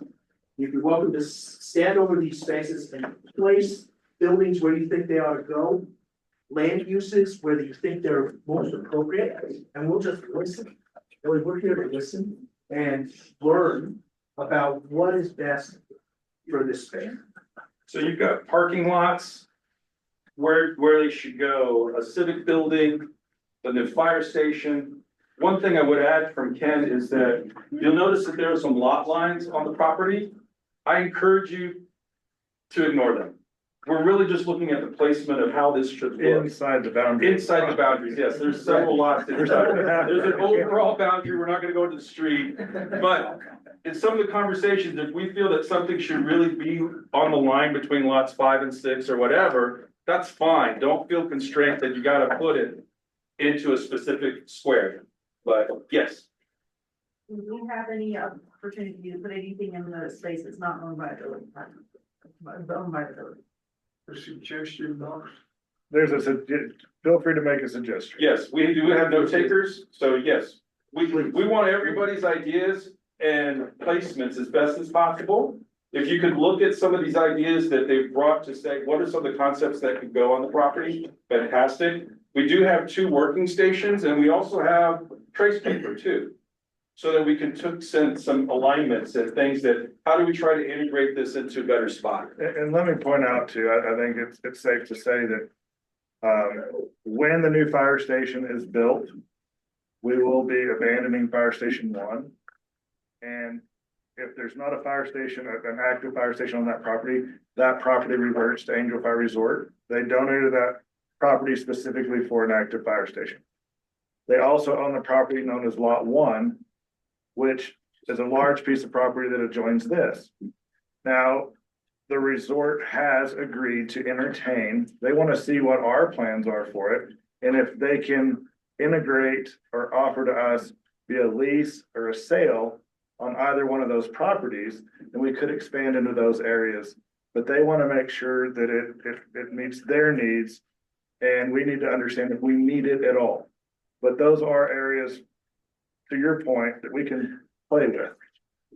Are they clearly designated on both of these? I know the fire station should be pretty clear, but what about the other one? It's listed as lot 1, Lot is one. the property that the mayor just referenced. It's the one that touches North Angel Fire Road. Right. So that's clear. And then, It's a big property. it's big, yeah, it's a big lot, yeah. And so, and that's another reason for this, is we need to have, versus just discussions and ideas, we'd like to have some visuals, some literature, to better understand what our options are and see if that's something that the village and the resort can collaborate on. BJ, is there anything on the fire station that already shows the look of it? Yes, we do have, Renner's chief, Vance can speak to Not the that. plan, not the plan. That's still being designed with the fire chief. He's had conversations on the design. I don't know if you realize this, but none of our fire stations are big enough to house all of our apparatus. You have an engine that's parked outside because it won't fit. And we've got others that you can only fit 2 vehicles in at, I think it's station 2. So the chief's been looking at getting a right size station 1 where we can put all the apparatus inside out of the elements that they can respond appropriately. So he's been having a lot of conversations on that aspect of design. They've looked at some, chief, stop me when you feel I'm going off, but he's had conversations on the outside exteriors that kind of blend into Angel Fire, that it's not just a metal shoebox. Trying to integrate some of the elements that you see here at some of the resort properties and commercial properties as well. I think one of my points would be that we've spent, whoever spent it, we've got a very nice frontier park that's very attractive, landscape wise and with the facilities that are there. And we've just remodeled the building next door to it. If we're gonna go somewhere 180 degrees apart from that, that just doesn't make much sense. Well, I'll point out that that is all owned and has all been paid for by Angel Fire Resort. So it's not village property. And one of the issues that we're having is there's a lot of events that we enjoy having there. But there's a lot of events that we're having that we're outgrowing that space. Right, I was just saying the look of that. Oh, no, of And course. now you're gonna come put in something that looks completely different. No. And that's what we would like to see is some continuity in depth. This gentleman in the back had his hand up. Is there any proposed municipal use for fire station 1s and once it's decommissioned? Currently, no, and from what I understand, it has to be a fire station in order for it to remain village property. Is there anything that we can approach the resort to and say, hey, this is a really good idea for us to keep Yes. and continue using for municipal purposes versus returning to the We resort? certainly can, but one of the reasons too that we're designing a new fire station, and so yes. To answer your question, yes, I think the resort is definitely open to that discussion. But one of the reasons is that that building is in such poor shape and what it would take to bring it up to standards. We're better off with a new fire station. And it's a bit of a postage stamp. But again, for another municipal building, yes, I think that's a discussion we can have, but I can't speak for the resort. Yes, sir. I need a terminology clarification. The gentleman in the red used the expression exhibition center, is that correct? Event space or convention space? My vernacular is performing arts. Are we talking this basically the same thing? It can, yes. You Yeah, know, it's a- stage, chairs, Yeah, it's a multi-purpose type green of room, facility. dressing rooms, stuff like that. Yes, I think that's the idea. It's, we can hold large events, mid-size events. It opens up into open space where there's a stage outside as well. What size would we be talking capacity? 20,000 square feet on the first floor, 30,000 square feet overall, is I believe what we can finance. So how many people, chairs like, theater, photo seats? I don't know if we're at that level of detail yet. You'll be able to see 300 people on the main Okay, floor we need. and around. That would be desirable. My name's Greg Ralph, I'm the tourism director. I sort of started this mess. I met Ken at a conference in a beer line. And I'm on a mission to host larger events in our communities because we have outgrown Frontier Park. John Kitts, Greg Allen, the resort have been very understanding of us trampling their landscaping and stomping on things over there. But they would like to see us, if we're growing and we're gonna host larger events, we're bringing in a couple thousand people, where the events are driving lodgers tax revenue and putting money back in our coffers. We need this type of facility. I need a conference, event, meetings facility, a nice outdoor area and stage. Law enforcement, Yes, meetings, weddings, things like that. conferences, all of those kind of events. Okay. Plenty of parking. Yes, and you'll see that. Greg, you got one more back, yeah. Are you guys ready to play? One more. We got- Last question, then we'll go play. We still got some hands up, and we have another item we need to get to too, so let me do this, let me get these last two hands.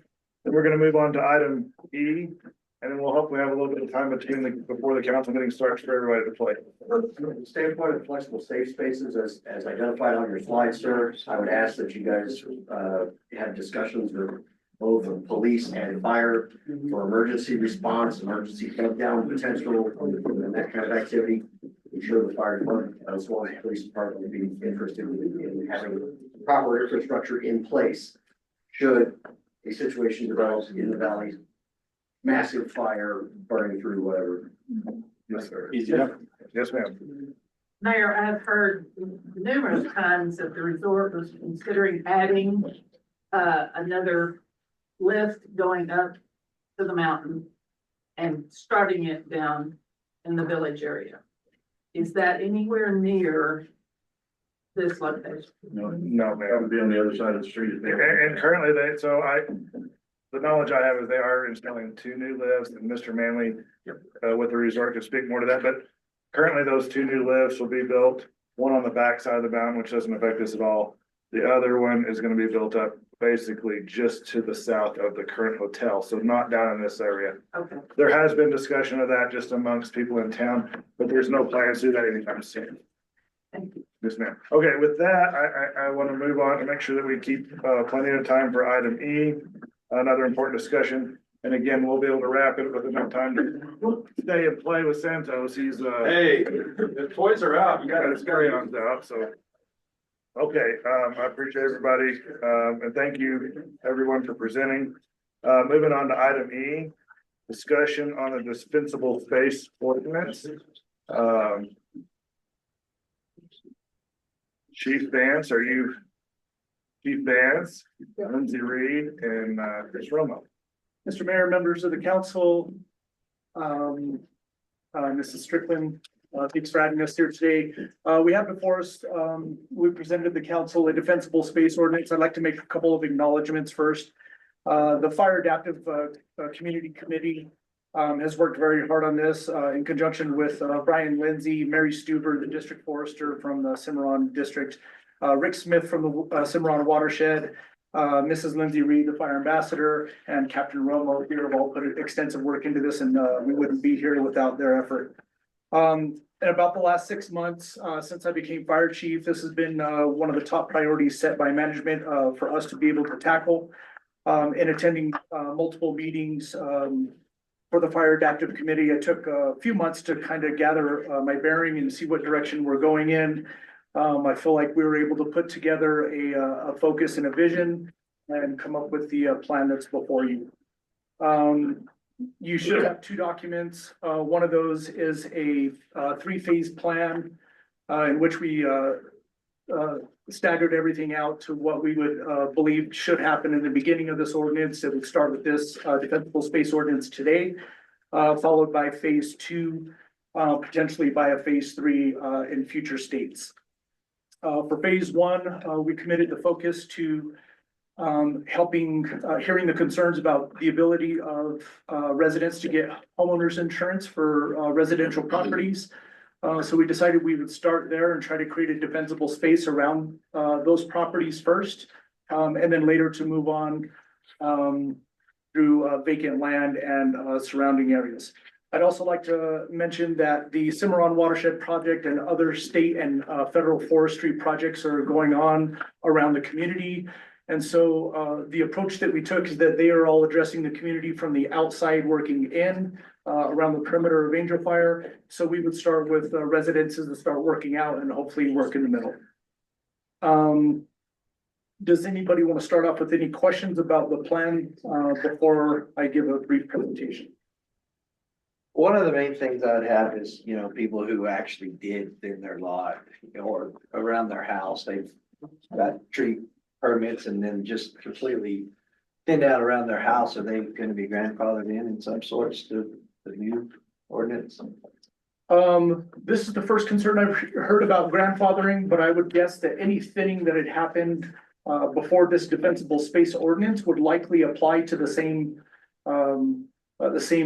criteria that we've set forth. So, for example, if you had limbs touching your home before and you thinned out those limbs and they're no longer touching your home, those are positive things towards having a defensible home. So those would all apply, but we wouldn't necessarily start in any one spot and say these people are grandfathered and these people are not. We would just take each case as its own and review it with a checklist that we've come up with. So anything that had happened before today would likely help in that case. It would count towards the work, but those lots, they would need to be recertified to whatever the new To the standard new is. standards versus the standards we did. And so I think the standards are likely very similar. There might be some minor differences here and there, but again, they would all apply. Making a house more defensible towards forest fire standards are mostly the same. Usually it's just a matter of number of feet between trees and things like that, where you start getting into the weeds with that. What about the size of trees? Or being able to defend themselves from a fire? Can you elaborate the question, please? I think larger trees with larger bark can defend a fire more so than. Yeah, in my experience in a lot of these discussions about that, we got into the weeds of major discussions about things exactly like that. And really, I would ask that we leave that up to the people that have the subject matter expertise, that are foresters and educated in that field to be able to determine which type of trees. That being said, there are some provisions in there, if you read through the DSO, that kind of give some general outlines, but we're going to look at a property as a whole. And that would include the neighborhood that it's in and adjacent fire breaks, et cetera, before we give it determination. Again, the objective is to be able to go out and review a house and look at it from the outside, look at all things considered, lots adjacent and everything else, give some recommendations. Hopefully those recommendations are followed through with, and the homeowner makes provisions to clean that lot up as far as fire considerations go, and come back out for a reassessment. We would go back out and issue a certificate that says you've been certified by the fire department to this level. And these certificates would be invaluable to given to your insurance company when applying for home insurance. So that's we're trying to take this in phases, but our goal number one is to have a safe community, but number two, to be able to insure this community. Well, yeah, I mean, if you have a proper lot that's thin, then it's gonna be beautiful. I mean, it's the resort itself is gonna be, the trees are gonna grow. And I just know people like me that have had their house for 30 years. I've thinned and thinned and thinned over 200 trees on my lot. Now I have these huge, beautiful trees on my lot because I've thinned it. And, now what am I gonna need to cut my large trees down? I don't think so. I think, one of the concerns that maybe this brings up, a good time to address is, oftentimes we get a lot of feedback for defensible space ordinance that we're gonna have to, cut down all the trees in Angel Fire. And believe me, I'm up here because of the trees up here as well, and I want to conserve that. If you cut down all the trees, then there'd be nothing left to stabilize the soil, there'd be no habitat for animals. Did it over et cetera, et years cetera. times, because of, the trees need to grow bigger roots. And grow. If I could give a general idea of how we look at this is when a fire is spreading from point A to point B, typically it starts on the ground, it catches intermediate fuels catch taller fuels, and then it spreads within the canopies. So when you're approaching a firefight like that, you try to get the fire knocked back down to the ground and hopefully have some breaks in canopies, and a lot of the language in here is designed towards that. Having a break in canopy to be able to attack that fire, get it back down on the ground for something that's reasonable, because once it's in the canopies, if there is no break in canopies, it'll run forever until it finds one. One of the other things there was a lot of back and forth on, is 4.3C, trees for privacy screening. Obviously, we've had homes being built here for many, many decades. And it typically is when somebody sites a home, they pick the trees that they want to leave. And many home sites have rows of trees that border the properties. They may be on one versus the other, but to create that extra privacy. So this does not prescriptively go in and make you remove trees above or below a certain diameter. It's all about the distancing and the fire breaks. So it's a little more of a site by site need with the people that have the expertise to evaluate you and your surroundings. Another point of consideration I'd like to address is the amount of slash that this program would create. If we decided to do all lots within Angel Fire, including vacant lots, lots without homes on them, et cetera, it may create a slash burden on us that we're not able to compete with. Frankly, Captain Romo and his crews have done a magnificent job over this winter break at thinning down. If you guys have ever driven back and taken a look at that slash pile that it's been there for, you guys tell me, 20 years or so, they've made a lot of headway. They made a final break in it this today, actually, and they split the largest pile in half, and we're on our way to get that completely thinned out by the beginning of spring. So when we have slash season begin again, we'll be able to process that. Also making some provisions, and Captain Romo's made some recommendations as far as traffic flow and things like that to allow us to be able to increase our slash processing in a more efficient manner. So we believe that we can handle anything that this DSO would. Just turn so the audience can hear you too. They may be struggling to hear you. I'm a football coach. I speak pretty loud. Hopefully you can hear me. Yeah. So any questions from the community before it gets? Yeah, how long would the certification kind of last for? Because obviously trees grow. Yeah, it's on a it's on a 1 year basis, so you'd have to get a recertification. We had discussion of having a biannual every 2 year basis. We're gonna start off with a 1 year. When we get into later phases and we get better compliance, our first objective is to get to a 50% compliance. So if we had 50% of the homes that requested that and it overburdened us with the amount that we were able to go out and do, then we would face that. Then we might have to move to a biannual. Then once we get greater than 50%, we'll readdress it, or even after 1 year, we're gonna readdress it. So this isn't by any means intended to be written in stone forever. It's meant to be malleable. This is our best foot forward and allow us to be able to address it the best that we can and then move forward from there. And What is we the hope that process for getting the certification? process for the certification What would, the homeowner have to do? yeah, we will likely post a link. We're trying to find a technological answer to that, as far as like maybe going on and filling out a form, going onto the web and filling out a form to the village website or what have you, or come into our offices and fill out a form manually and request an assessment by one of our personnel.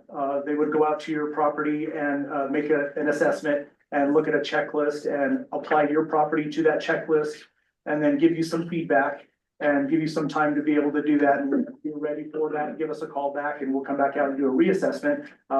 Everybody here is ready to volunteer and help us with that project. We'll be needing a lot of help as far as the reassessments. But once you do a reassessment, we would just give a final determination if maybe you need to work on a few more things. But hopefully everything would be spelled out in that first assessment to tell you what you need to work on.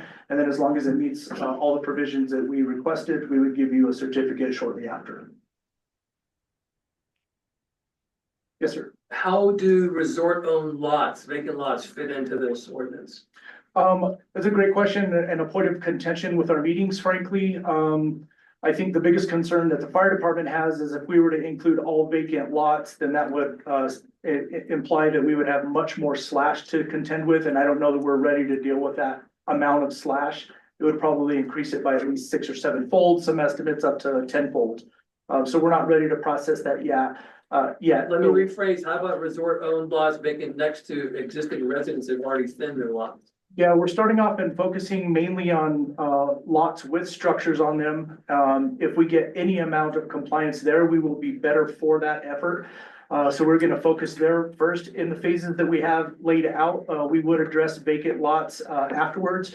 We use some terminology in there that would be very similar to what you would find in a legal description for purchasing the land, and that would be improved versus unimproved. Improved would have utilities, unimproved no utilities, and developed and undeveloped. So developed would have a structure on it and undeveloped would not. So we would approach it, we recognize the need for all of that. And we are trying to take small bites at a time, and we feel like a bite that we can take today by passing this ordinance is by addressing lots with homes on them right now. And start there, and then work towards these later phases and start talks about thinning lots that don't have structures on them. Thank you. I would add that we do encourage people to thin vacant lots. We're not discouraging that by any means. And I think something that needs to be pointed out too, that while the resort does own a lot of the vacant lots in the resort, the majority of them are owned privately. So it would, when we do shift, again, we're trying to target a phased plan. Number one, just to get compliance rates to the point to where we can keep or get home insurance, everybody. Yeah, the defensible space ordinance, is it intended to include the 3-phase prefatory comments, or is it only going to begin with purpose section 1? Can you rephrase the question? I'm not sure. In the packet, you had phase 1 through 3, which you described in the beginning. Is that intended to be part and parcel of the ordinance that you are intending to send to council at the next meeting? Or will it only include what started on, I think, page 49 of the packet? So in other words, this page, is that the beginning of the ordinance? Will your project outline pages be adopted, I think is the question he's asking, as part of the ordinance or not? Yeah, so I was thrown off by the number 49. Sure. I didn't see that. So sure. I'll try to address that and hopefully answer your question, if not restate it. I hadn't thought that far ahead as far as what phases 2 and 3 will include, other than what's written in the phases 2 and 3. For the defensible space ordinance that we intend to pass today, everything that is in the packet with the defensible space ordinance would be included. Anything else, as far as like vacant lots and everything like this gentleman brought up, would be in a separate policy, maybe incorporated, but it would have to be voted into the DSO as a change of ordinance, or maybe a new ordinance of its own. But everything that you have in that packet is intended to be included in this defensible space ordinance for that first phase 1 today. Okay, so the ordinance does include language related to adjacent lots that may be within the home ignition zone, but are off of property where the structure is located. Understood. So that's in phase 1. So my question, which Jake and I both, I'm not getting the question out very well. In the packet that was sent and was posted, there is that 1 through 3 phasing. And that comes prior to the section on. I think I understand your question. Yeah, so I'm just asking specifically, are we talking about just the phase 1 ordinance? Or are we saying, hey, there's phase 1, 2, and 3, and that's part of the ordinance, but here's the language for phase 1 only. Yeah, so it's sort of a, are we backdooring phase 2 and 3 to council? Yeah. Or is it just phase 1? I understand your question, I think now, and keep me honest if I'm off topic, Lindsay, authored the great majority of this. Our intention now is for phase one, and so if we were to come out and assess your home, that we were looking for a defensible space ordinance, our primary concern is your home and how defensible is it towards wildfire? And your certification process is geared towards strictly that. If there are, adjacent properties that have implications to your property. We don't have anything in place right now to be able to address those properties. We're hoping that one by one, maybe your neighbor gets its own defensible space and we'll make recommendations towards them and they get their assessment and that is the hope. And as we get closer to our overall 100% compliance, hopefully that would be addressed. Now, if you have an adjacent lot that is vacant or whatever, that obviously would not be included in this ordinance. So more directly, we are aimed at phase one of this ordinance, trying to include that. And in future states, as in phase two and phase three, we might have a mechanism in place that is maybe an agreement between owner A and owner B that allows you look at me and you say, hey, you never cut down your trees or anything else. Would you mind if I cut down your trees that are within my home ignition zone and sign this form? And this is an agreement between us that you'll allow me to thin on my lot. There have been a lot of recommendations that are made towards that, but right now we are not that far into it. We have been working very diligently about focusing on one lot, one home, and that defensible space as it pertains to that lot that it's on. And phase two and phase three would work on future states. Okay, so phase two and phase three will go through the same ordinance approval process that we are now putting phase one to. Yes, sir. And I'd look for guidance from members of the council and the mayor as far as if it would be a new ordinance altogether or if it would be an adoption or addition to this ordinance. Sure. Okay, understood. Thanks, Chief. Somebody back here had a question? I wanted to ask. Yes, sir. I know that there was a fairly large grant that we've gotten, or the community in general had gotten to thin. Is that part of this, or is that as a? That's the Cimarron watershed lines, so that is not, I'm assuming they're working within the village limits, but that is not a village thinning project. So that would be going Just to near the them. watershed? No, they have property, They are really targeting the perimeter boundary with Yeah. that $10 million grant. And Captain Roma, correct me if I'm wrong, but they're using the fire risk assessment that was done some years ago to targetedly go in and find the places where we're most likely to have a fire come from and start creating those breaks in there. This DSO is primarily, first and foremost, crafted to allow homeowners to go fight the battle that they're having with insurance. I don't think, and this will kind of follow on to Mr. Manley's question, I don't think the DSO, as we're looking at tonight, there is no path here for a undeveloped lot to even come into compliance. That is something we would like to add with two caveats. We don't want to slow down the process of giving you homeowners a chance to go fight insurance. And we've got to go find a specification that will even make sense for an undeveloped lot. So in other words, everything in here is built around distance to a structure. And undeveloped lots obviously don't have a structure on them. So we're going to have to go through another round of municipal writing of how do we craft an ordinance for properties that have no structure on them. And also in consideration, many of those properties are deeply in arrears and upside down financially, that we don't want to go just pile on more debt onto a property that's already $80,000 in the hole, right? That we've got to prescriptively go through this carefully so we don't trip over other problems along the way. I'll point out that I was in favor of including vacant lots in this ordinance. And quite frankly, there's been a lot of discussion. I mean, the Fire Adaptive Committee was the only committee that this administration inherited. They've been an active committee for years. And they've been debating these very issues for years without putting out an ordinance. And we gave them this last year. The last votes ended in a tie. We're just not making, so again, with all the input and all the debate, we feel like we need to start somewhere. This isn't exactly what I wanted to see, but I think it's a starting point and something that we need to do. Mr. Ricketson? Just a quick question. Do you have a feel for how many lots have structures on them versus how many have no structures on them?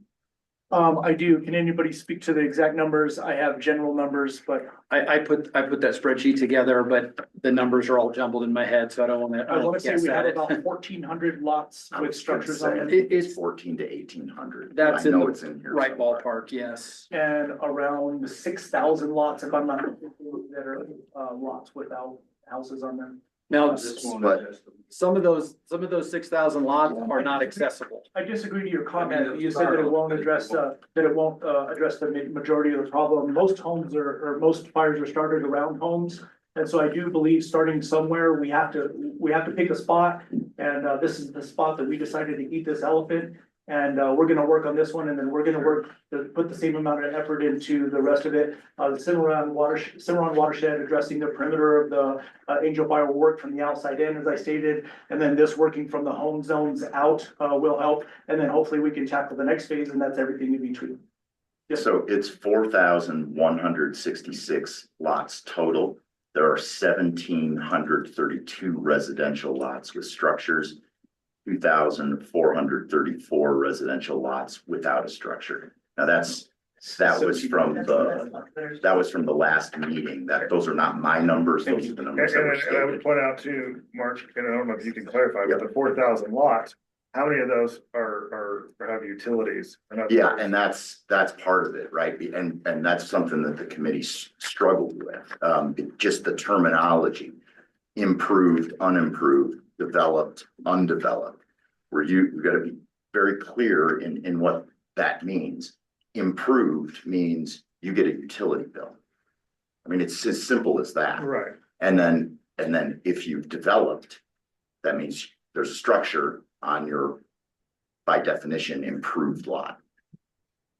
Yes, ma'am. So when you mentioned 1,400 or so structures, and you also mentioned a 1-year recertification, personally, that feels very ambitious. I don't know what kind of staffing we're putting that, but I'm just wondering if something like a 2-year or a 3-year certification every 2 years or 3 years.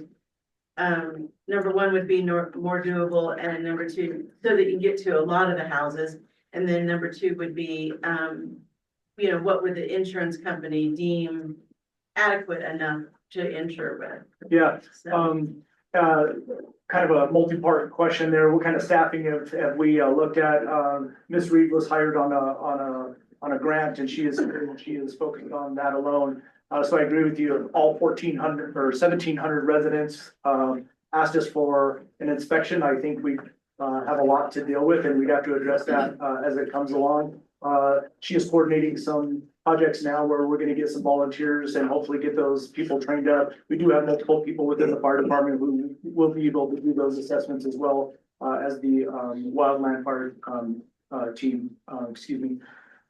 As far as a 2-year, as I stated earlier, we are open to that as well. If we get 1 year into it and we get all 1,700 people that say, hey, we all want that assessment and it's too much for us, then we'll have to address that problem. And that might be initially to go to a 2-year period, because that would lessen the load by 50%. That being said, based on the number of fire permits that we get per year, as far as people burning slash and things like that, now we base those estimates on those numbers.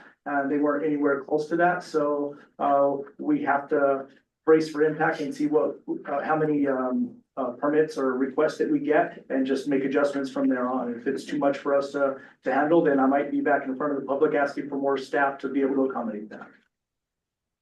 Chief, and I know I want to be mindful of time, but I've been asked this question several times. So in the draft in 4.4A, just the beginning, property owners are required to maintain only the portion of the DS zone that falls on their property. Yeah, and so I think that is an issue. I know it's an issue at my house. The one right next door is within the home ignition zone, but the lot hasn't been touched in 40 years. I think one of the things that would be useful, because I've gotten this question 3 or 4 different times from different people asked in different ways. We should try to make it more clear than it is currently in this draft, that that you're responsible for what's within your property boundary, where your home sits. The home ignition zone, if you look at the pictures, they're arcs and they go out and around from the structure. Yeah. And go much further out than a standard resort lot, a 1 acre lot. Will homeowners be able to get a certification even if the home ignition zone is clean on their property, but a mess out as soon as you step across the property boundary? Yes. Okay, that's. Yeah, we don't want adjacent lots to be able to affect your ability to be able to get that. We can impose that now. And I think in future states, when we get phase 2 and phase 3 and we get lots without structures, undeveloped lots and so forth into that, we'll be able to force those lots into compliance at some point or encourage compliance at some point, forgive my language. But I think that'll be addressed, but you won't be delayed or held accountable for the lots next to you if they're not in compliance. Okay. Any feedback on that, or would you like to elaborate on? Yeah, so the past 2 years, I've done 400 structure assessments, and I think the majority were like moderate to low complexity in terms of wildfire risk. And that's in line with what Councilmember Crane was saying earlier about the fire document. That fire document was actually our CWPP, our Community Wildfire Protection Plan. So we're basing off of all these DSOs and all our regulations, our planning, our prevention on that, document.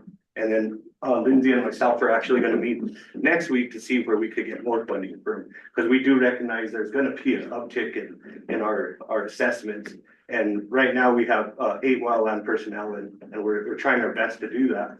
But we see the increase of slash coming in, so we're planning that. We're working with the council and the mayor and the manager on that as well. So I don't think it's going to be a real issue. And did you want me to kind of talk about the fire-wise kind of certification? No, that's okay.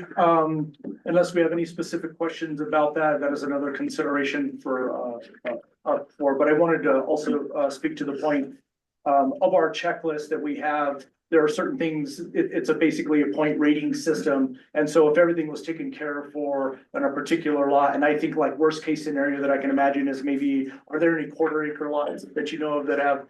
There are some 1/2 acre lots for sure, several 1/2 acre lots with structures that are near that property. If everything else was done on that list, on that checklist, the number of points that would be detracted away from your home assessment due to something wrong on the property line next to you would likely not affect you in a way that would cause you to fail. And then we would just be able to discuss options. Like we literally could beat this horse to death as far as examples, and we have, trust me, everything has come up.